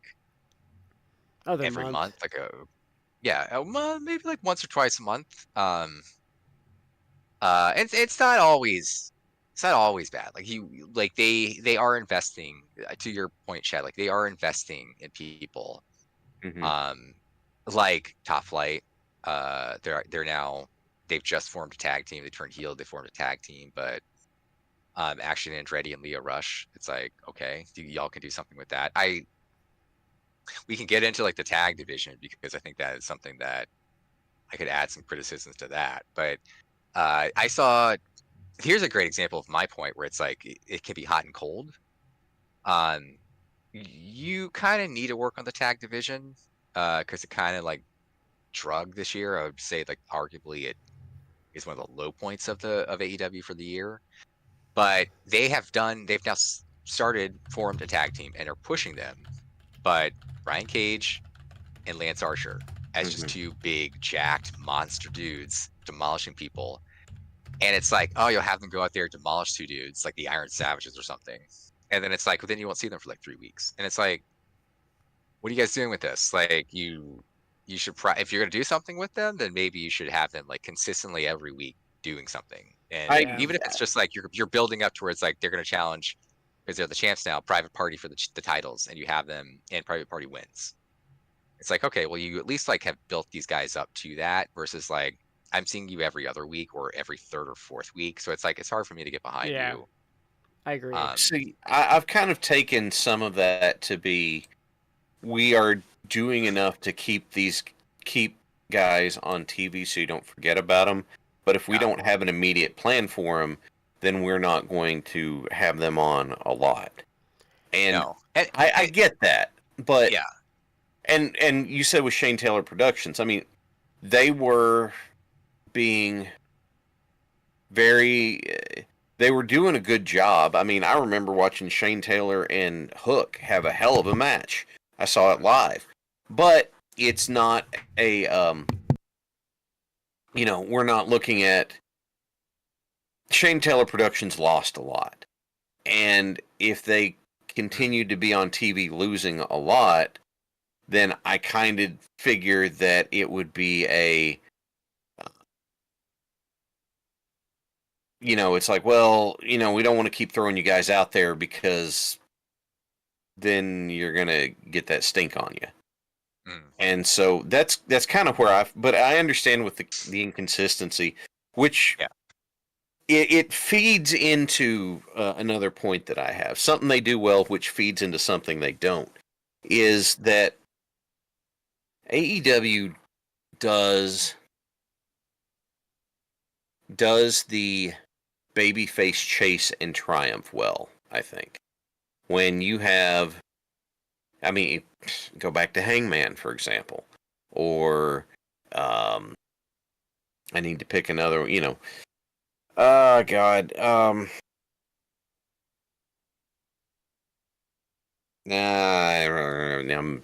stumbling on it. Having a babyface rise up and succeed, cool. The downfall, though, is it's not just them. That's the hell of it. Is after you have the babyface succeed, keeping that momentum after the fact, keeping that person in a place of consistent prominence without burning people out on him. And what ends up happening is like, oh, well, he did it. He's over. He's got the belt. Great job. And, we'll have him have a match every week or something. It's like, yeah, but just having him have a match is like Hangman wins the title. And then I'm going to borrow a phrase from the Trish and Sarah Wrestling podcast because them pointing it out is where it jumped out at me was, okay, Hangman wins the title and then doesn't get any promo time until the disastrous Punk feud. He was the world champion, but he was a mute for a few months. It's like yes, that is definitely an issue. Like, this babyface has now succeeded. They have overcome. How do we keep that going properly? And that's hard because now you're having to pivot from what's been working with that particular person into something new, but it's the same person. So how do you keep that momentum going, but with a completely different story behind them? That's difficult for everybody, not just them. But it is still a weakness, and we've seen like Garcia wins the TNT title, awesome. They put him in the Continental Classic. In theory, awesome, but now you're going to have your brand new TNT champion dropping a bunch of matches because it's a Continental Classic. I don't love that. Yeah, you and people made that criticism when they did it. It's like and maybe you didn't have him with the title or what have you, but it is like, why are you? He's gonna have to drop some matches. So either the only way you can probably save face with that is either have him with the Continental Classic to really strapping a rocket to him, or you have him like come to like the finals. Yeah, and generally have like points total and do such a respectable that, to the extent that he loses, it's like you're losing to guys like maybe like Okada or someone like that who you're clearly hanging out with the big boys. Like, you have this secondary title, but you can compete with the main event talent, the upper echelon of piece. So, but I don't know that they will do that. I'm like behind on AEW, so yeah, I know they've started the Continental Classic. I've heard good things about it, at least in terms of match quality, but I haven't seen it. So I did see, as a sidebar, I did see like the lineup, and the lineup was, to me, better than last year, probably. And it did make me be like, there's a lot of guys here like they're going to have to eat pinfalls or losses. Yeah, and I almost wouldn't. Like, what do you guys? Someone's going to have to, like, Well, you want them to be credible enough to be in the tournament. Yeah. But then there's going to have to be somebody who's the underdog in it. I think they've done an okay. They've done an okay job of not stigmatizing losses. That's true. Because, like, I was gonna say what Shad was talking about, how they build younger guys up. They don't do the WWE thing that they still do, is where someone starts getting over, and then Like they always do that, especially if it's not someone they see a lot and then they start getting over. They always do that thing where they job them a certain way to tell you shouldn't care about them, and they've been doing that for like 20 years. And like AEW doesn't like do that, so they don't stigmatize losses quite the same, because he has more of like a New Japan attitude towards it, where losses aren't like as big a deal. They don't kill you, but as long as they're done smartly. Yeah. You don't make a guy look like a chump. Like right. You don't cut his nuts off. There's a difference between losing a match and getting your nuts cut off. Yeah. And that's we've seen WWE do that in the past. Well, as an aside, Chad Gable signed a new contract earlier this year. Mm-hmm. And immediately just started losing, and I don't know that he has like a positive win-loss record since that. And well, I mean, everyone wanted him to. Everyone wanted him to beat Gunther for the IC title, and they were like, no. Yeah, and it seems there are people who theorize this, and at this point, it's almost like I think maybe there's some validity to that they signed him because otherwise it's like you're going to go to the competition. So yeah, we'll give you a nice new big money contract probably, or getting paid more than he was. But Triple H or whomever probably was like, yeah, I'm pissed off that I had to do this for you, so you can enjoy losing in a 2-minute match. So good job. Which is dumb. Contract. Like I get they don't want the optics of him leaving, but if like you really don't see much in him, like he's not like, and I mean this is nothing against Chad Gable, I enjoy him, but like he's not going to move the needle for anyone against you. It's really just the optics. We don't know. They probably would have thought the same thing about Shelton Benjamin, and Shelton Benjamin has been doing fantastic work like the last no, like that's a WWE thing. Like they've always undervalued him, and especially in the Triple H regime, there's a certain characteristic of his that they don't value now. More so than certain immutable characteristic. Yeah. I think it's kind of obvious just looking at him. Yeah. And Bobby Lashley. Here's the thing. Other people. Yeah. Yeah. One thing that I do believe is, could Gable have been a big deal? I think he could have. If he had not re-signed and he had jumped, and that had been a big deal, right? The thing that frustrates me is that on the AEW side is, yes, they want to use people that come to them that jump, and they want to use them prominently because it helps draw viewers and that sort of stuff.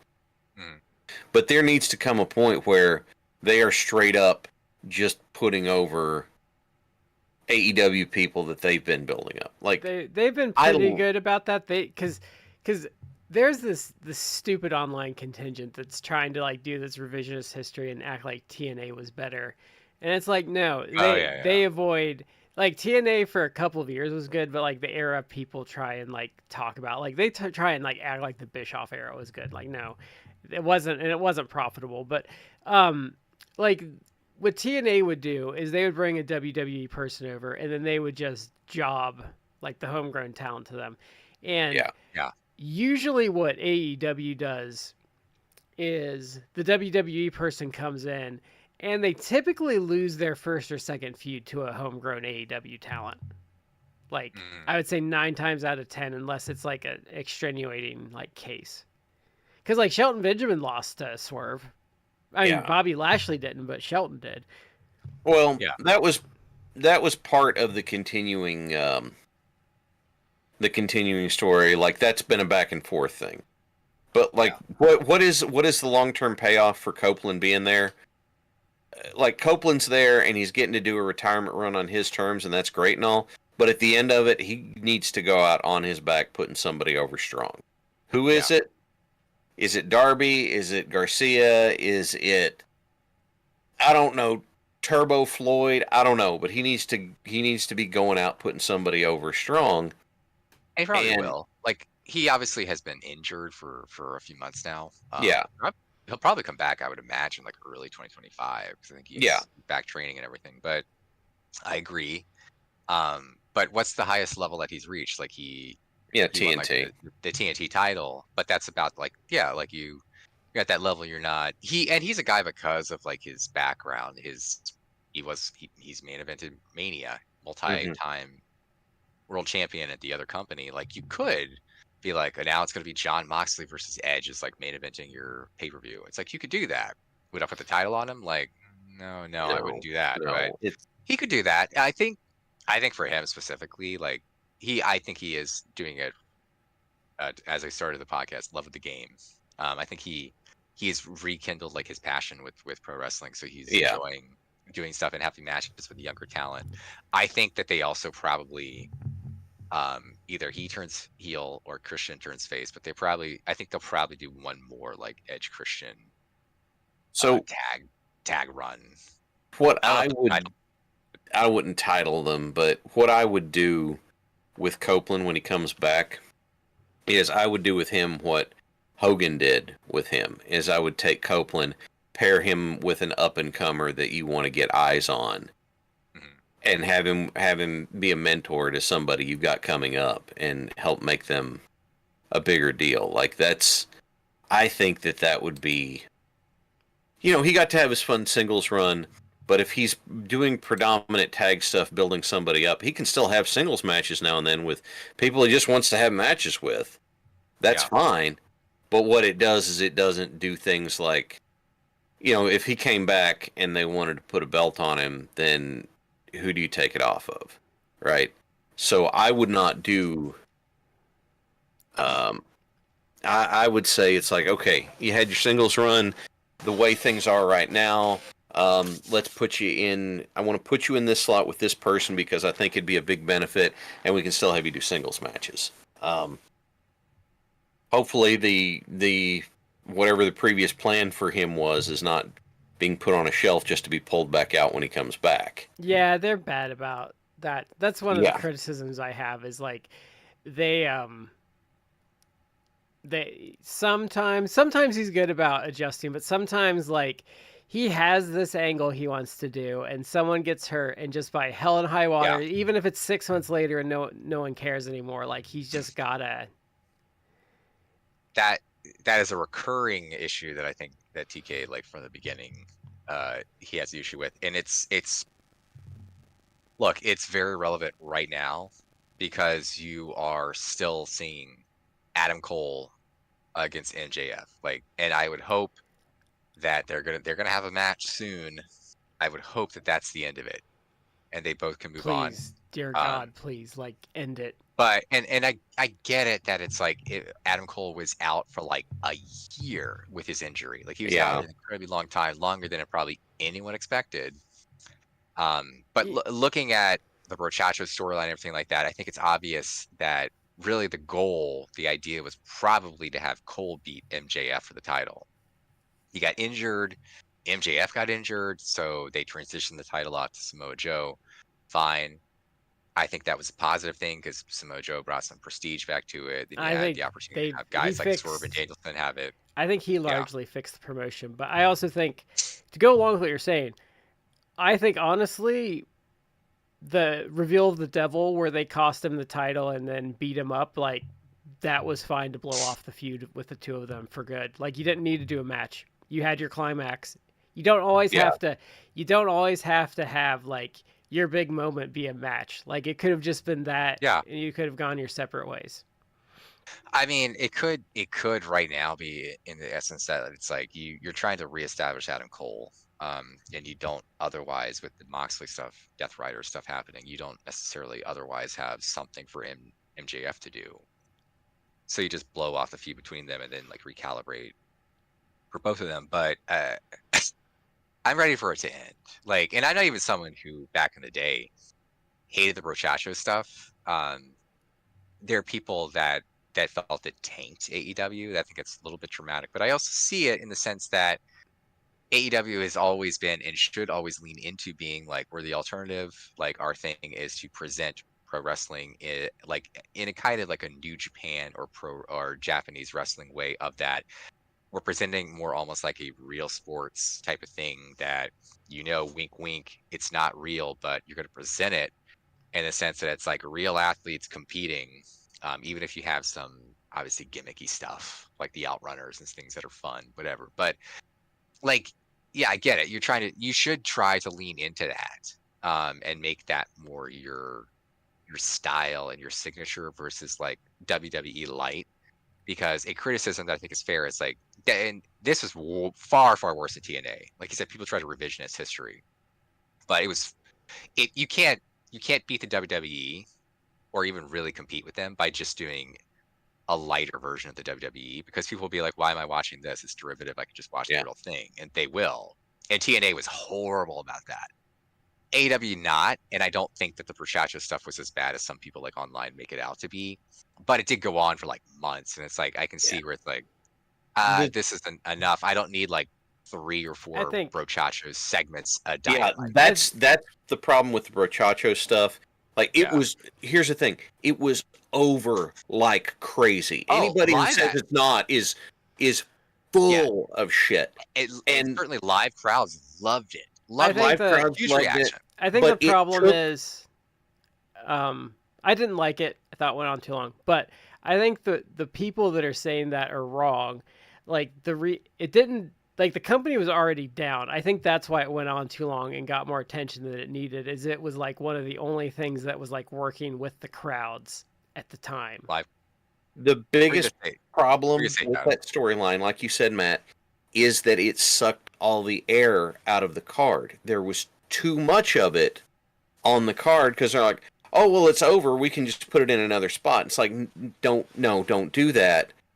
Yeah, look, people hated it, and I get that it's like, yeah, it's kind of WWE. But if you're going for, which is a joke because people always be to the point where it's become like a running joke. But it's like, oh, why are I getting like a backstage like video package for this guy? Who is this guy? Like, they actually did, like, they'd be like, let's do a 10-minute MJF Adam Cole, like they're at like a kids trampoline park and MJF's being a dick to the kids, and it was like, you're doing like a segment like that and like a 10-minute segment. It's like, okay, just have that, and that's your Brochacho stuff for the show for tonight. Instead of be like, and now MJF and Adam Cole are coming out for a live interview, and it's like, no, we've already seen them. Well, like, I was at the show with the trampoline park one, and they did that, and I think they did a pre-show promo that wasn't on TV, and then they came out and did another promo for TV, and then they had the video package,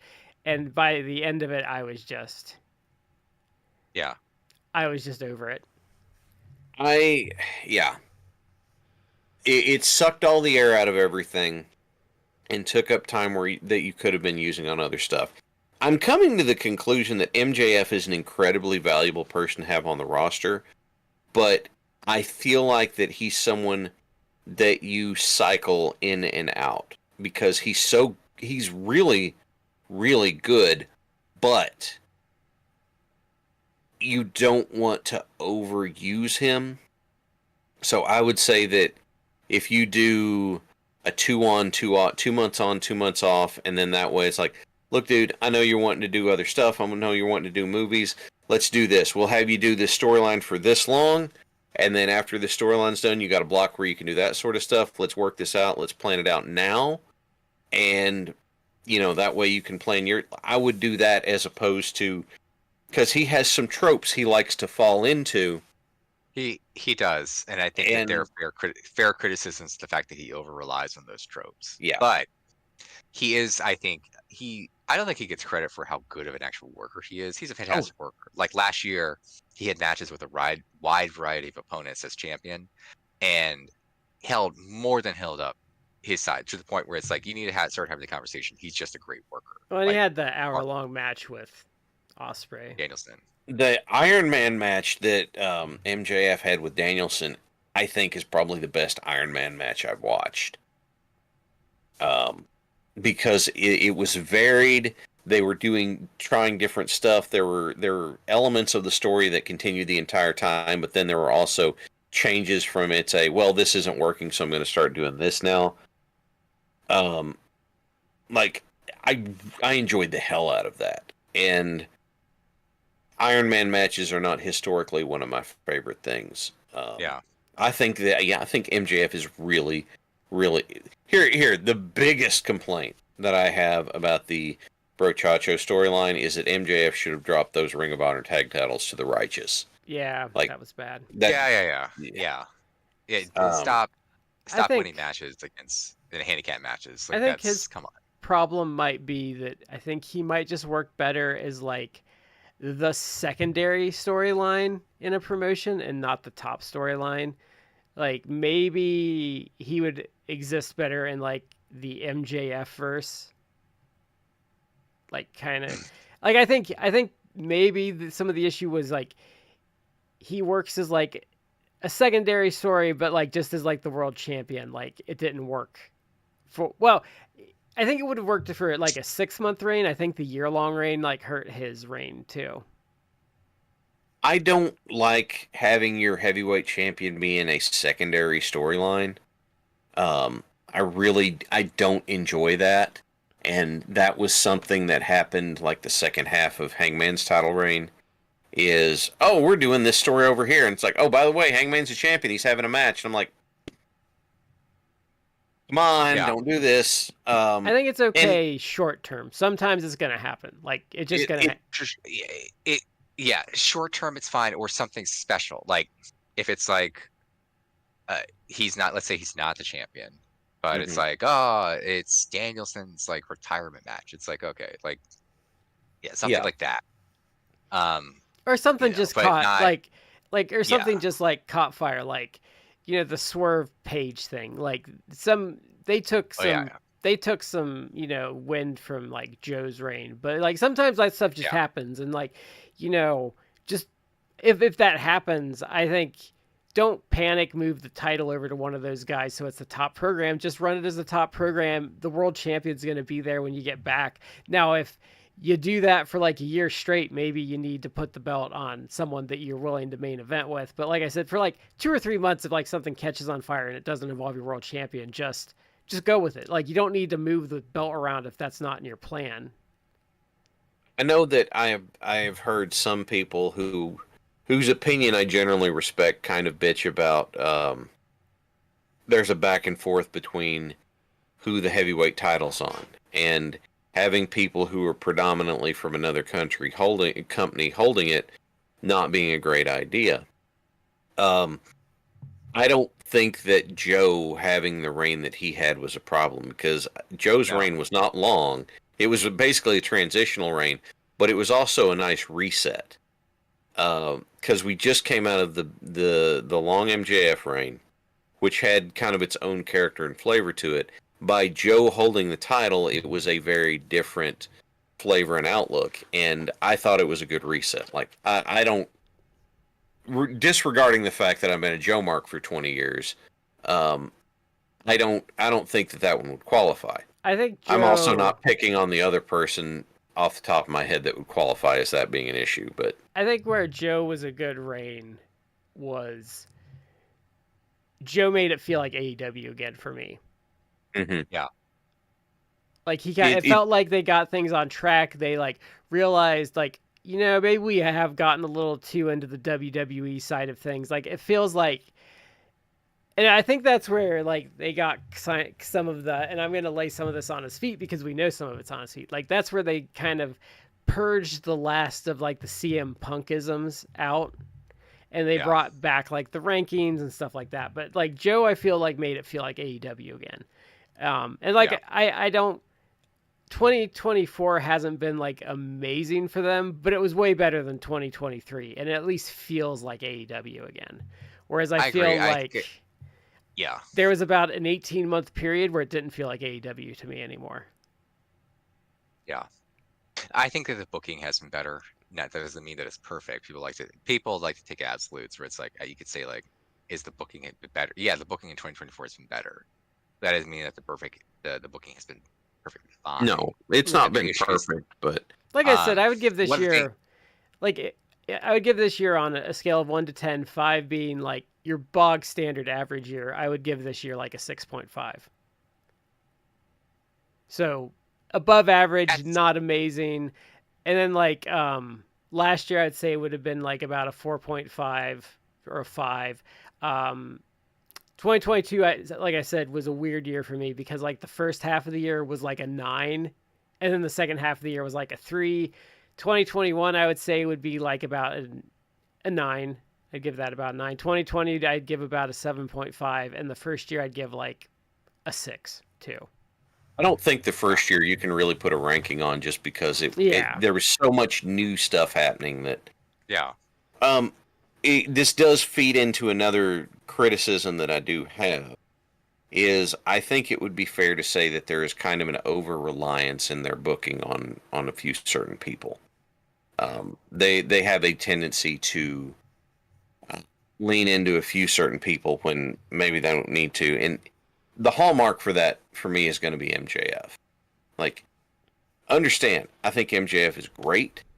I think he is absolutely worth the money they paid for him, but I also don't think that they need to pivot stuff to him as much because he's also cagey enough to protect himself. And so the feud that he had with Garcia, I mean, Garcia didn't get the win, he got the moral victory, but the problem is that in the build-up to it, MJF was not letting himself be perceived as threatened. And so by relying on certain people too often, I think that they're not doing themselves favors with that. I would, since you brought it up, I'd forgotten about it. Like, I would hope that maybe in 2025, after the Adam Cole stuff is done, that maybe you revisit MJF Garcia. And again, I don't know what they're going to do with Garcia with regards to the Continental, but if you want to cement Garcia as like move him up, like that would be a way to like have him feud with MJF and even go over. Yeah. You kind of since you discussed like MJF, or you guys have discussed MJF, like maybe he should like almost like cycle where it's like, all right, you're gonna have like your 3-4 month storyline, and like let's like let you have like a month or two off, and then a new storyline. One of the things that really, in my opinion, I thought it is a storyline that initially had promise and then didn't. It just meandered and didn't feel well. Was the whole Tony Khan versus the Elite storyline, where it was obviously Tony Khan kind of like, he didn't really make himself a character, so it's fine. But again, it was like feuding with the Young Bucks and Okada and Jungle Boy, or Jack Perry.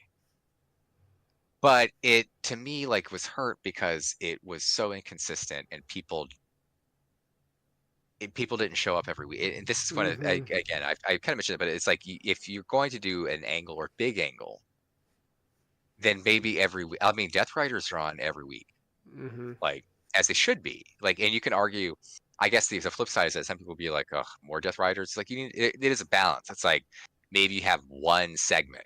Yeah. It's not just like you start the show with them, you have a match in the middle, you end the show, and no, maybe not. But I have a strong belief with your biggest angle. I have a strong belief that your talent in general should only appear once on a show, and that like generally with one entrance, because even like back to Austin, I think Brian Alvarez talked about this at some point, but each time you bring someone back out, it diminishes the heat. Yeah, I think it's fair. But you had the big Elite angle from this year, and here we are, we ending the year, and it's like the Death Riders is the biggest thing, and it's like, okay, I get you move on, but the Elite thing should have been bigger than it was. But, and I know there are people who would criticize and probably feel like I'm giving them a short thrift, but to me, as a fan watching, one of the things that bothered me was just like, oh, you'll have like Young Bucks do something, or Jack Perry, Okada, and everybody doing something, and then it's like, well, you won't see them for like a week or two, and it's like, why haven't I not seen the Young Bucks? Why aren't they on like next week? And then finally, it's like, oh, like when they signed new contracts, the Young Bucks like they almost got like a Roman deal where it's like they have to work less dates, and I was like, okay, then be like, hey, we only have to do like 30 dates a year roughly. So we'll do the angle like for the first 4 months, and then we'll take like a couple months off, guys, and then we'll come back to work more dates, versus like let's do this angle that's supposed to be like 6 months, and then we only show up every other week. It's like I wasn't feeling. You can't build momentum because like think in 1996, and I said this last week, so I'm just reusing it. But think if no one from the NWO appeared on the Nitro after Bash at the Beach 96. Oh yeah. Like yeah. So I think I have a theory. I don't base it on anything other than my observation. But I remember that when Sting was going to do his retirement match at Revolution, he wanted the Bucks for the retirement match. Supposedly the word was that he had a great time working a match with them. He thought they were fantastic. He wanted them for his retirement match, which was sooner than they were planning on coming back. To me, that sounds like that. I mean, you're not going to say no. Someone like Sting is like, I want you to be in my retirement match. Okay, you've got to do your build and that sort of stuff. So it sounds to me like it took what they were planning to do with part of the TK versus the Elite and the limited dates and that sort of stuff and coerced them into stretching it out to try and make the stuff. If the limited dates thing is accurate, then they're trying to stretch it out for the angle to run and not, burn it all out too fast. Why? But see, if that was me, I'd just be like, hey guys, Sting wants you to work. How about you give me these extra dates and I'll pay you double what you'd make for that. Right. But it may be in a way that makes sense, where it's like you add dates. Yes. Or take them off of next year. Be like, hey guys, how about you work 4 extra dates this year, and next year we'll take 4 dates off or something. What I was going to say is I think it might have been that in the negotiations, if I was going to guess, this is what we negotiated for, this is what we wanted, we're not interested in more than that. Maybe. I don't know. This is all theory. That's my guess about it, and to me, the pieces kind of fit that. But I agree, the inconsistency of them, big dick in their EVP status around was inconsistent enough that it kind of felt like, I feel like that angle should have been like a year-defining angle across all of wrestling, and like, what are we out, like 8 months out from it now? It kind of feels like it was a wet fart because they didn't they didn't keep that momentum at all. And the hell of it was they did a really good job with it. They were really good at being those shithead EVPs.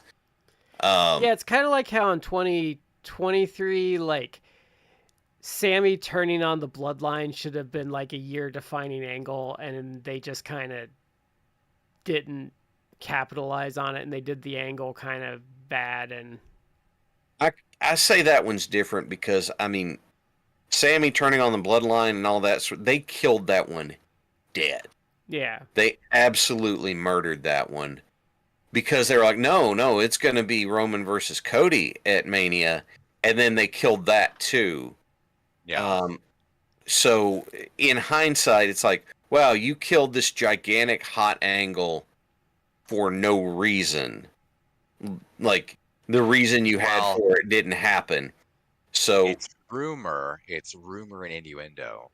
But if you listen to some people in the internet wrestling community, it's because Roman politicked. Yeah, they said he was like, I'm not I don't want to drop brother. Sammy. I'm not feeling it. He pulled a Hogan. It's like, well, no, that was Cody. that was because what I have heard, and it might be the flagship guys, and they're usually pretty accurate, is that Cody was supposed to get it in 2023, and they nixed it day of. Is what I heard. Yeah. It's the only way it makes sense because why I believe it is the feud with Lesnar does not make sense as a non-title program. Like, if you put, because I've said that about that angle repeatedly. If that was a championship feud, it would have been amazing. The whole way it was structured, like him getting injured and getting beat, like that was a title program that they just kept because he didn't get the belt. But like, that's why I believe it, is because the Brock Lesnar program was built like a title program. Yeah. Yeah. So, this is going to give me it's going to kind of dovetail into another positive point I have here, and that makes that particular angle one of the exceptions, because typical AEW storylines have logical progression to them. They typically have a progression that moves in a way that you would kind of expect for it to move. Not saying that's bad. You're just saying that follows kind of the story structure we'd be looking for. And it plays out to a logical ending, which is exciting. Logical endings, maybe you can predict them, but that doesn't make them boring. I think that's what I think that's true, because like I'll use a great example from last year. The whole devil reveal, and people were like, well, they made it obvious it was Adam Cole. It's like, well, yeah. Like that's the point. Who else was it going to be? Yeah. Yeah. Like that, like making, like, because a lot of times, and this is not just a WWE thing, like I've seen authors do this, I've seen comic books do this, I've seen games do this. When someone tries to veer left because everyone knows they're going right, it always goes bad. Yeah. Like when you try to subvert what people know is going to happen, like it always goes bad because people expected it because you logically were going in that direction. Yeah. And whenever you try and pull a last minute swerve on it, then it goes over like a wet fart, because there's no build, there's no tension to that. And if you're so, because there's a couple things we've talked about here before, but people act like basic bitch booking is bad, and they think predictable booking is bad, and I think that's because like WWE and like some other companies have like convinced them of that. But no, it's like, I'll use a great example of when WWE did it right. So when Bayley won the NXT Women's title, that was a big deal, and a lot of people watched because they made it predictable that Bayley was going to win. And predictable is not bad when people want to see the predictable thing happen. Yeah. Well, and as you pointed out, that was in the era when Dusty was doing a lot of it. Same went for the NXT Men's title. Sami Zayn's last opportunity to challenge against Adrian Neville. And what was the payoff? Sami pulled it out, right? Yeah. Like that was what it was supposed to be. That's what you're hoping for. We've built this up for you to want this to happen. So give it to them. Yeah. If you get up to the point, hey man, this is what's going to happen. Aren't you going to be excited when this happens? Isn't this great? Didn't happen. Then you're not, it's not like, oh, you got me. It's like, I don't want to play anymore. That's what happened with Luger in '88. People just stopped caring because like, but like, I think like, and that's the other thing though, is like, that's why people, I don't know, there's this real like hatred online of like basic bitch booking, and they get way too like, oh, they swerve them, and then it's like, yeah, they don't come back. But like the thing when you're doing basic bitch booking, that just means you're going from point A to point B to point C in like a logical fashion with maybe no frills, but you're sticking to like the principles of like wrestling. It's like if you write like a basic bitch book that's written well, like that's better than like something that's an unreadable mess, but maybe like more creative. I mean, oh god, I can't remember the guy that writes the Jack Reacher books. I know what you're talking about. That show's really good, by the way. Reacher's a good show. So the Reacher books, the idea behind them, the guy was like, I was intending that they're airport books. They're not complicated. They're supposed to be fun to read while you're waiting on your plane to arrive. That's what they're supposed to be. And it's like, holy crap! Who would have thought that something that was just supposed to be fun to read and had a story structure you were used to would be a good choice? Right? Yeah. And honestly, sometimes there is a talent. I'm just saying this from fantasy booking too. Sometimes there is a talent and a skill to just pulling off something that just is utter simplicity. Like sometimes that's more difficult than a more elaborate angle. It lets your talent shine in how they do it. So even if it's a basic title chase thing and the guy's running from you and throwing, okay, this is a dumb joke of an example, but Ishii walked up to Jericho with the ROH title contract, and Jericho's, well, I'll have to get back to you. And he starts walking away, and Ishii just follows him. Like, it's this whole thing where the idea is that Ishii's staring at him the whole time, being like, do it, you wimp. But what was the special twist on it is it wasn't a high speed chase, but Jericho's treating it like a horror movie chase, throwing stuff in his way. Like, That's not a big thing. That's not complicated, but that is that particular talent shining in doing it. Jericho is just wondering why the football was like following him around. Or another great one that's a very simple angle from like the early days of AEW, but the I have a ticket angle. Oh yeah. Where like Cody punches out the glass and they just get into a big fight. Like that's a very simple angle. Yeah.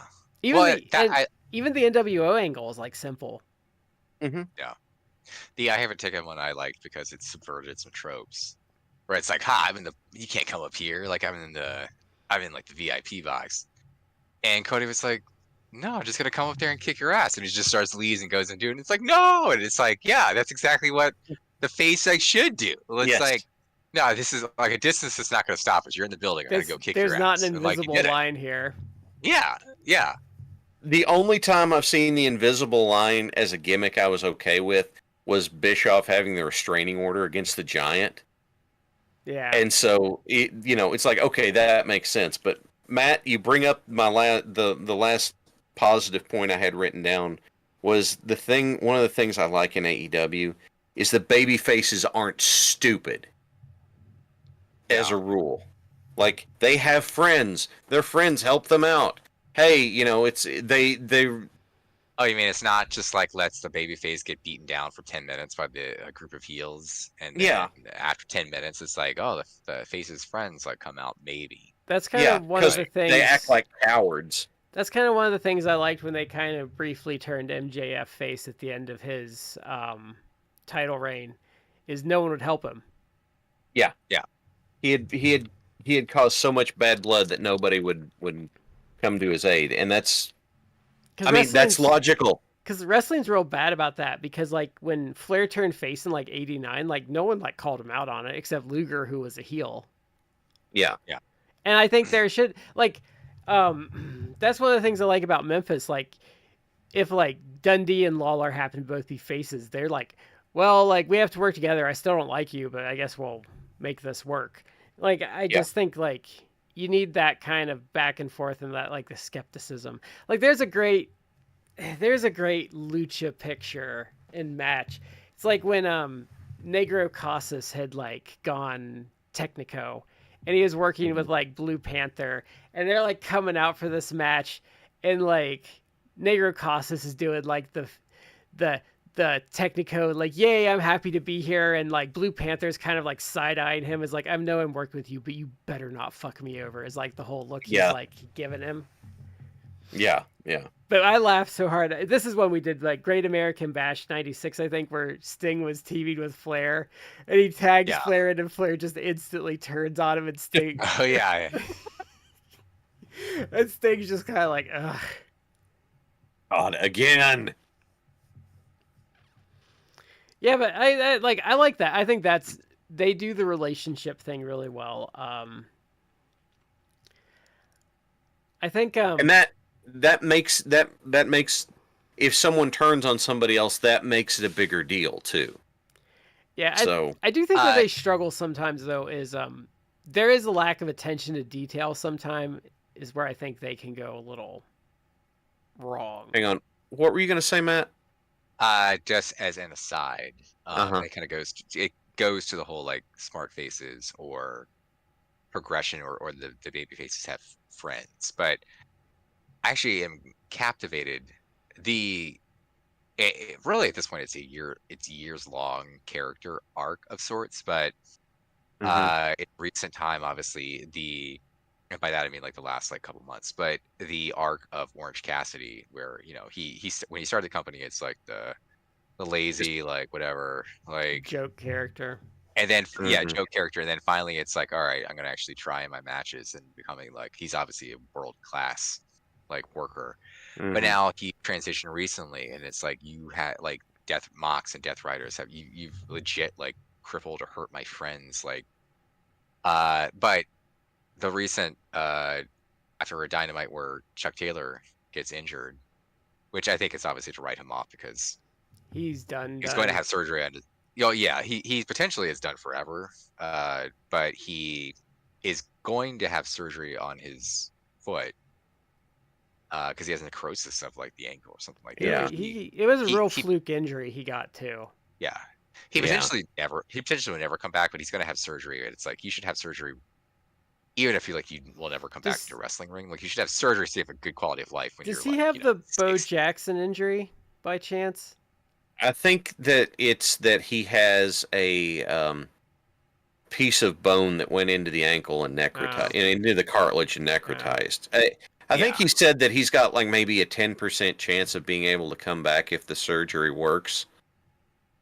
And he hadn't been doing anything because, well, it didn't affect his day-to-day too much, but still, you got to get it taken care of. It's just you got to get that taken care of. You can't just let that go. He got injured by the death.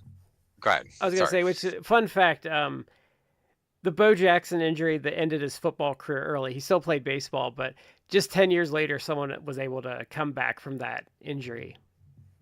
What was it? Again, he oh crap, what was it? So he had an injury, and I think his bones started to deteriorate. Because I think what happened is, whatever the injury was, like it cut off blood flow, so the bones kind of started like becoming brittle. That'll start necrotizing or what have you. But yeah, because then Garrison Hurst got it in like the late '90s, and he missed like a year or two, but he came back and played for a couple years. Yeah.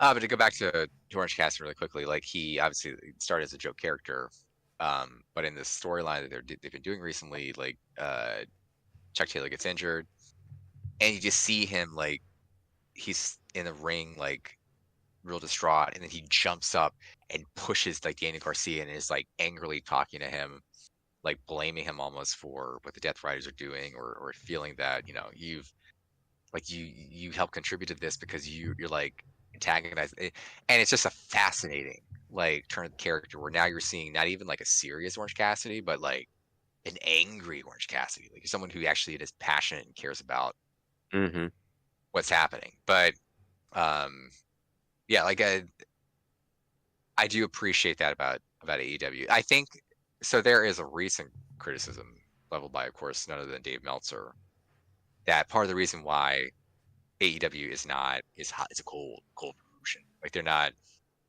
coming up, is that they lack this big baby face that always wins and is presented as like the focal point. I'll say it's like your blowjob baby face. But they've never had that. Like traditionally, like your blowjob baby face, but I don't feel Meltzer is entirely wrong. But they've never had that, and obviously like they got sick of Cody real quick in WWE for like having that role. But I feel like, so I would actually argue that that's a Cody problem, because I think in real life Cody Rhodes, I don't know if it as a person this way, but the Cody Rhodes as a wrestling character, I think comes to me like enough of him comes off like you come off like a sanctimonious prick, like you just being like a face, like I would eventually turn on you because you don't seem genuine. Yeah, but they've also Hulk Hogan, they've spent Hulk Hogan would be like, Hulk Hogan would actively be a jerk at times, but it's also like he seemed oblivious, so it's almost like you're kind of a jerk, but you also like, you're kissing babies, like shaking hands, like it's tough to be like really turn on him, even though he had all the like everything there was leading. It's like when you eventually turn heel, it's like you always were kind of a jerk, self-centered jerk, but the problem is though with that idea from Meltzer is wrestling as a whole, not any one promotion. I'm talking about wrestling across the board has spent from about 1998 until today, training fans to turn on that type of wrestler. Maybe fair. I don't think he's wrong though. I think that if AEW did take a guy or two, like Darby, I don't know that he would do Orange Cassidy, but like Darby, like I guess maybe someone like Hangman Page or Swerve, like, and you really push them. It's like these are like the faces. They're the good guys, the promotion, and you have them as like the aces. Like I do think that it would help things. Now, the problem is that obviously the underscore is that Meltzer wants it to be his very special guy, Will Ospreay, and his even like I actually I appreciated Meltzer that in last week he basically came out and said like, oh, Ospreay should either be the world champ or like chasing the title, and it's like you finally said what you really just said. Like you're kind of angry that Ospreay hasn't already been that guy, like the main guy, your very special guy. Yeah, and he's upset that people like that Kyle Fletcher, at this point, kind of like leapfrogged Ospreay. And there are people who could. There's think pieces you could pen about. Is that a good idea? Is that the right call? But Ospreay, the thing with that is the thing with that though is Ospreay has been very embroiled in personal issues since he's been there. Like Ospreay is operating more on the I'm after these guys that have caused me issues versus like I'm out for glory. Like he's out for revenge. Yeah. So I think like you could say he needs to be on the world title kick, but I think they've smartly like sidelined him with stuff that keeps him towards the top of the card but out of the title scene because he's gunning for people that he's at like he wants gone. Yeah. Yeah. And if they went ahead and put the title on him right away, number one, who's he gonna wrestle? If he had won the title right when he came into the company, which I think would have been a bad move. It would have 100% been a bad move because it would have felt unearned. I'm not saying it's like you got to go through adversity. You know, no. Triple H can kiss my ass. What I'm saying though is you just do that, and basically what you're telling everybody is everybody else here sucks. This is a person to care about now. And when everybody goes, well, we like these other people, then you're going to piss them off. What they're doing right now with Ospreay is they're keeping him prominent. They're keeping him, consistently on television. He's staying warm. And then whenever you do move him over to a title program, it'll be a big payoff. But since that's Dave's special little guy, that's another Trish and Sarah-ism, I think. Well, no, because I got it from somewhere else. But because he's their special little guy, then nothing else will do. And I mean, I'll admit my special little guys are Hangman and Cassidy, because I love those guys. I want face Hangman back. We're never gonna have the millennial cowboy thing again, but I want face Hangman back. I want to cheer for Hangman Page. As long as you're not cooling him off, I don't see the problem with him not like where I think it's a problem is like when WWE did that first Clash at the Castle. So they put Drew McIntyre back in that title program with Roman. But the problem was Drew McIntyre, they'd spent like the last 6 months doing fuck all with, and he was cold as shit. And like, it didn't work because they didn't keep him warm. Like, as long as you're not cooling Ospreay off, I don't see a problem. Like, if like you're keeping him, like what Shad said, you're keeping him prominent. He's picking up wins. He's still like a big part of the promotion. So I don't see the problem. Like, I mean, it's true to a degree and not true to a degree, but like the belt is still a prop at the end of the day. Yeah. Yeah. What were you going to say, Matt? I thought you were getting ready to. I felt I lost my train of thought. Like I was, I guess about Hangman Page. It's like, I get what you're saying. I don't mind him as a heel. I think it's interesting. The problem is that him as a heel, because everything is so the focus on like the Death Riders, you're not going to have Hangman beat Moxley for the title. I would think not as a heel. I would think and hope that you're leading to some face like being the conquering hero, which to me it would make sense given the history that it would be Darby. It could be other people such as Orange Cassidy.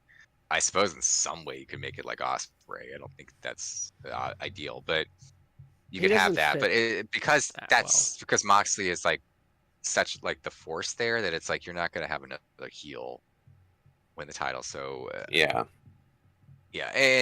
but I digress. Like Osprey wouldn't fit with Moxley. I don't think. Like I think if you're gonna put the belt on Moxley, on Osprey, like I would test run Darby. Like I'd have Darby beat up Moxley and then give him like 3 or 4 months and have Osprey beat him, and just like you can go from there. But like that's more like Osprey should like take it off someone like that versus Moxley. I just don't think they fit well. I don't know how a match would work with them. Like I don't think their personalities mesh great.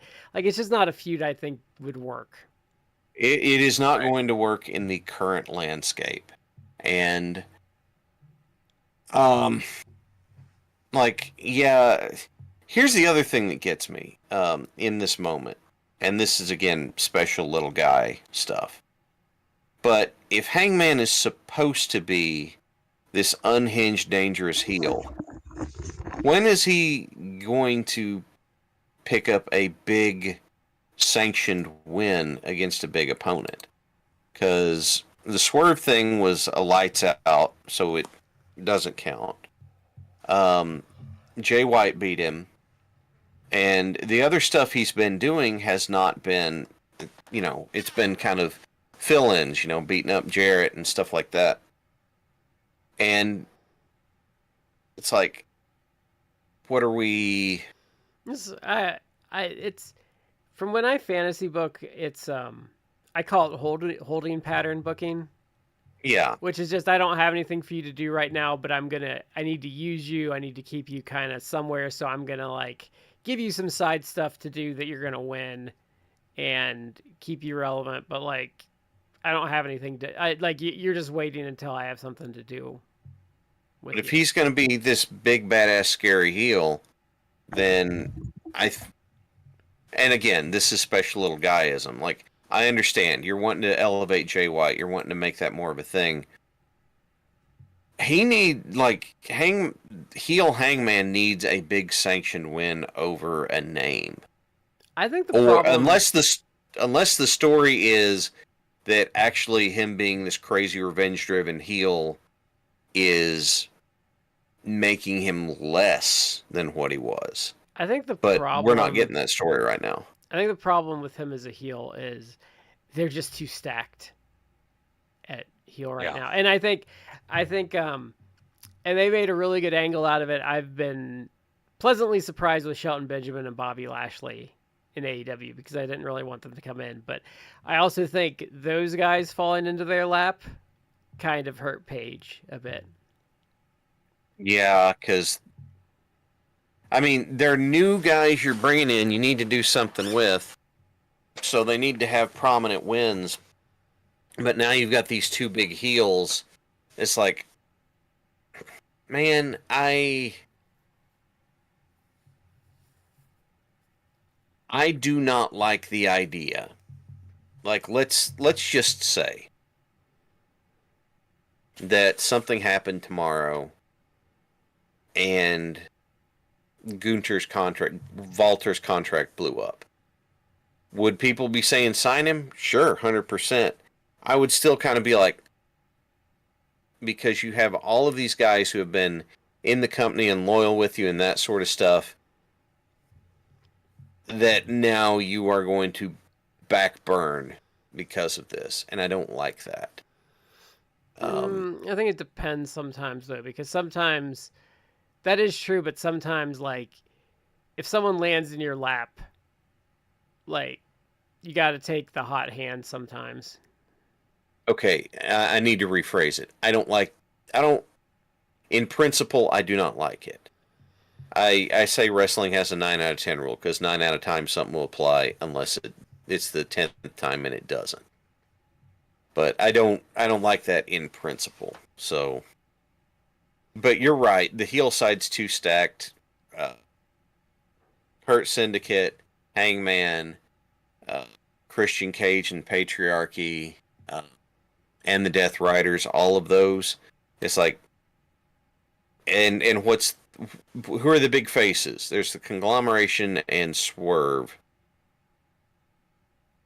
and then the tag division's kind of operating in its own vacuum. Kind of, yeah. As it should. I think the tag division should usually kind of be its own deal. Yeah. A team-based division not being involved in the big stable war going on, though. Oh, yeah, that's dumb. So, I don't know. I think that generally, like I said, I think one thing they struggle with sometimes, though, is detail work. That can get a little messed up sometimes. But I think generally they've been on a better track this year than they have been in years past. Yeah. But I think my biggest issue is still, and it's still a problem, and they really need to fix, is like the stop-start. I think that's the number one issue they have. Yeah. The inconsistent stuff is, to me, like is bothersome. Like keep it rolling. My go-to example of like an angle they botched because they did the stop-start with it was 10 with his mask. Because they built it, then they did nothing with 6 months, then he turns heel and unmasks, and like no one gave a crap anymore because like they hadn't done anything with it for like months. And it's one of those things where you're like, well, this is not a big angle.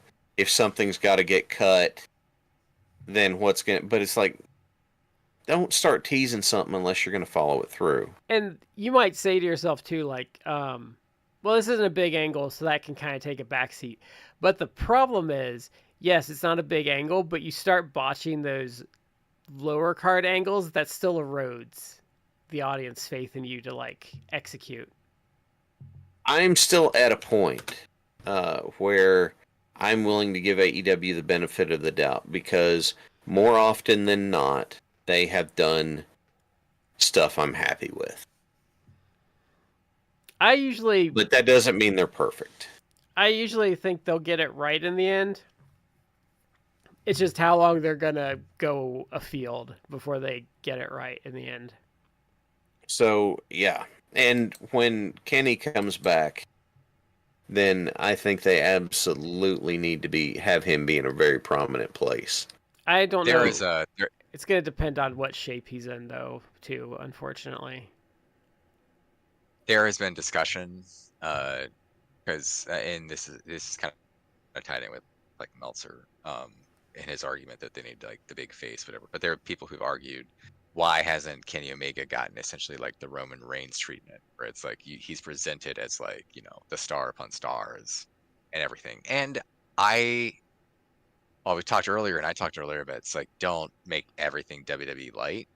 But I do think there is something to when Kenny Omega comes back, like maybe you do present him as like your main guy. And I know TK may like hesitate with that because it's like there's lots of guys that you want to build up, whatever. But it's like, look, Kenny Omega's like what, 40, 41? He, in the last like in the 5 years since AEW, he has had 2 major periods of time where he's out because of injuries or illnesses. I don't know if it's fair to say like what state is he going to be in. If he at least is of a state, it don't even matter if it's like, is this like Omega Okada in the New Japan and like the Tokyo Dome level anymore. Just if he can still be like a guy who can hang with your Swerve, your Hangman Page, like your top guys in AEW, maybe you do present him as like the main guy and you'd ride it out for like a couple years, because realistically, you don't have a lot more time with him, probably. He has maybe a run left in him, I think. Yeah, and he is, I go back and forth as like, who's my greatest of all time? And it's even like beyond like someone like Ric Flair, who was growing up, probably. But to me, it's almost like Omega Danielson. That's kind of like flip a coin almost. But I think Omega doing all of his biggest matches with Vertigo makes him like my GOAT. Like that's just because I'm related. Kind of my thinking too. Yeah. I know someone that's a physical therapist, and when they heard about that, they said like, I don't know. Like I deal with people that have vertigo, and most of them are just like incapable of like doing Yeah, physical activity. Like essentially bedridden, basically. I'm kind of the same way with them, but I am almost basically, and I'm a fan of Omega, so it's easy for me to say this, but I would be like, look, you're not going to probably have that much more time with him. In terms of like how he can compete at a high level, he could be a guy who's like, let me continue wrestling until I'm 50, whatever. But I don't know if he will. But you maybe got another like good big run with him. So maybe you just present him like Roman Reigns. He's like your main guy. I mean, they did And that I think, already too, and that was their most successful period as a company when yeah, he was. there's an argument that it's like him and the Elite, of which I'd include the Young Bucks and Hangman Page, them presented as like the main guys. Like there are still people who they would buy that and they would be down for that. And again, maybe you only do it for like another year or two. And of course you transition it into people like Osprey or whoever the next group is going to be. I would argue Instead of just doing it right now. Like I would argue that his injuries and being gone was a bigger blow to them for their attendance and ratings than losing Punk was. I would agree. And Kenny consistently, like the segments he's on, spike ratings. So he needs to be featured when he comes back. There's some people who are pissed, like, why is his return going to be on a New Japan show? And the best answer I have is probably because that's what he wanted to do. Yeah. I mean, Omega does not, for someone who has been to the top and as good as he is, Omega does not seem to be a very selfish guy. And so I think they're doing New Japan a solid because they're struggling right now, and Kenny's gonna pop a crowd for them. Yeah. So I like AEW does like help other companies, Yeah. but I think like that his title reign though was like kind of like in the vein of like Roman Reigns. Like it was a different take on it, but he had all those belts and stuff. But that was also their best, their most successful period as a company. Yeah. So,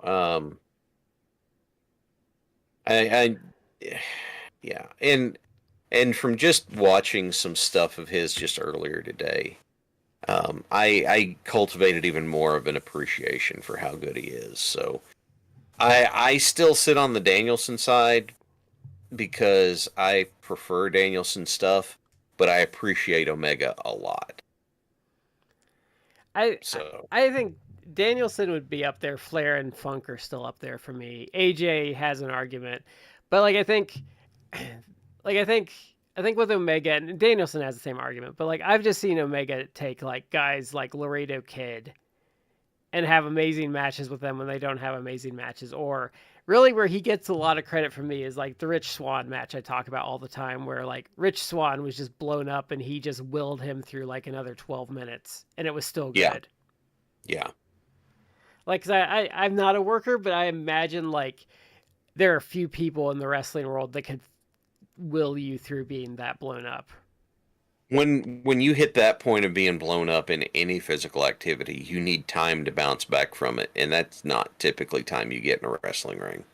Oh, and just so Justin doesn't stab me, Brett would probably be in the GOAT discussion for North America. And then, I mean, like Mizawa, Kobashi, those guys would be in the discussion too, obviously. I will admit, I don't discuss those guys because I don't know enough about them. So it's not that I don't like them. I just don't feel qualified to talk about them. Yeah, I agree. I would even say like Bull Nakano, Aja Kong would be like kind of in that conversation. Yeah. There's a lot of people, but I even think Lawler you could make an argument for Lawler being in there. I don't know that I would go big on Lawler, but that does not mean that I do not appreciate Lawler's skill. Lawler was very skilled at a very high level.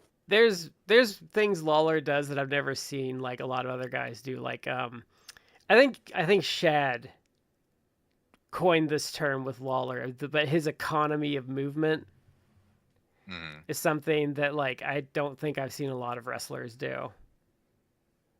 Was it economy movement? You talked about like how economic he was with like everything he did.